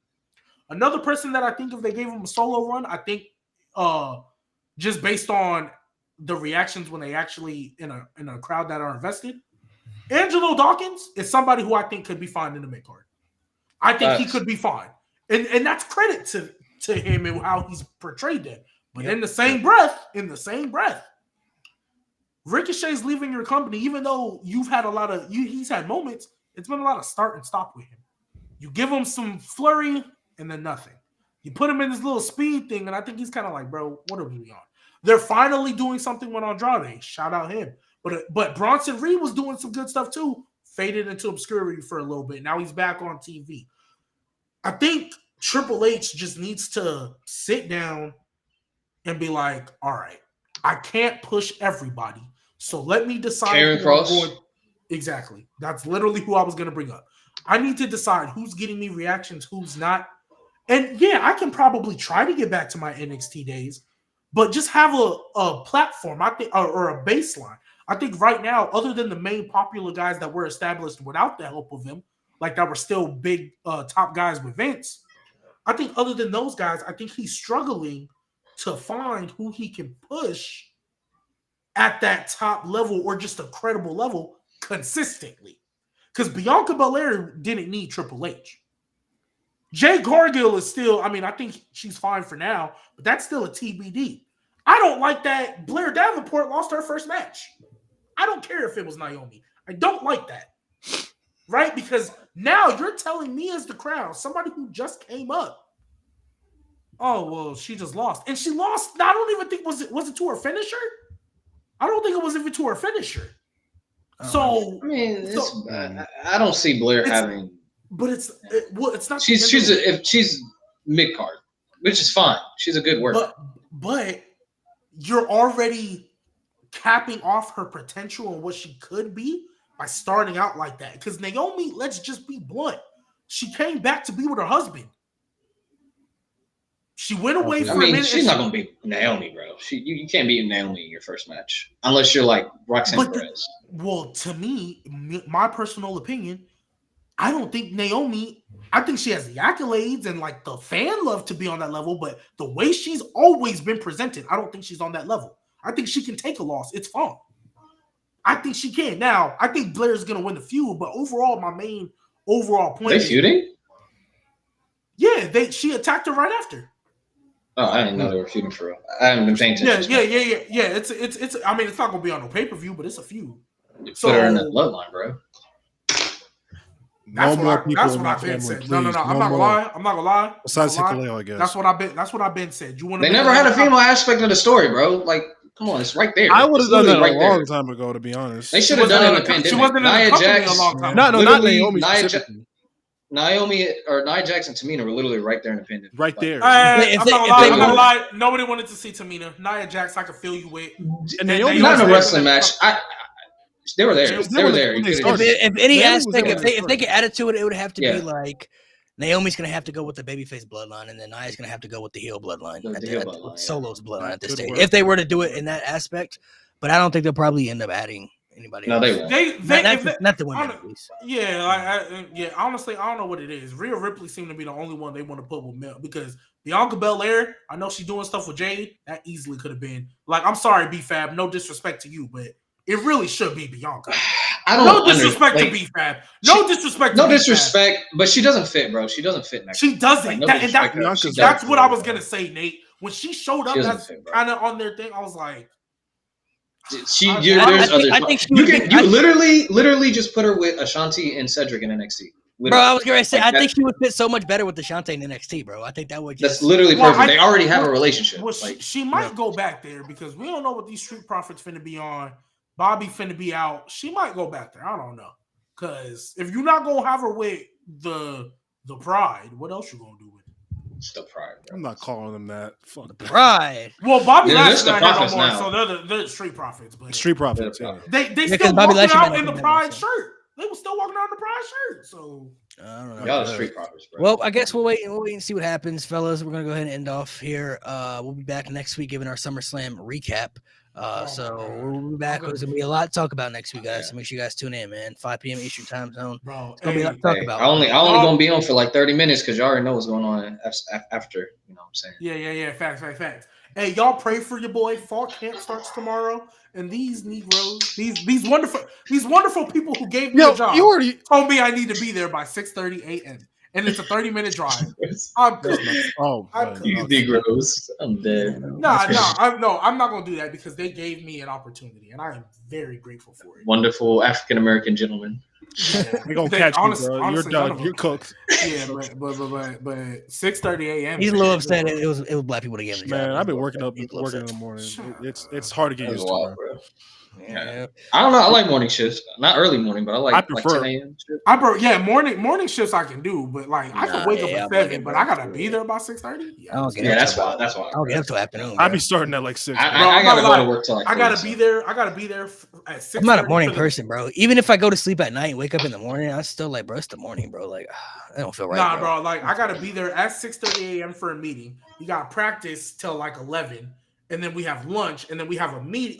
We have another meeting afterward till like 4. And then Monday, I guess we're meeting the parents. So I gotta be there at 6:30 to meet with the parents. Mind you, this is a 30-minute drive from my house. So that basically means I gotta stay there because I'm not wasting that gas. It's too much nowadays. I'm cooked. I hope you know this. I'm cooked. I am cooked. And it's Monday, and it's a Monday through Thursday type camp. So I gotta do this repeatedly. That's tough. God. All right, fellas, we'll be back next week, guys. Thank you for coming in. SummerSlam recap will be next week, so make sure you guys tune in because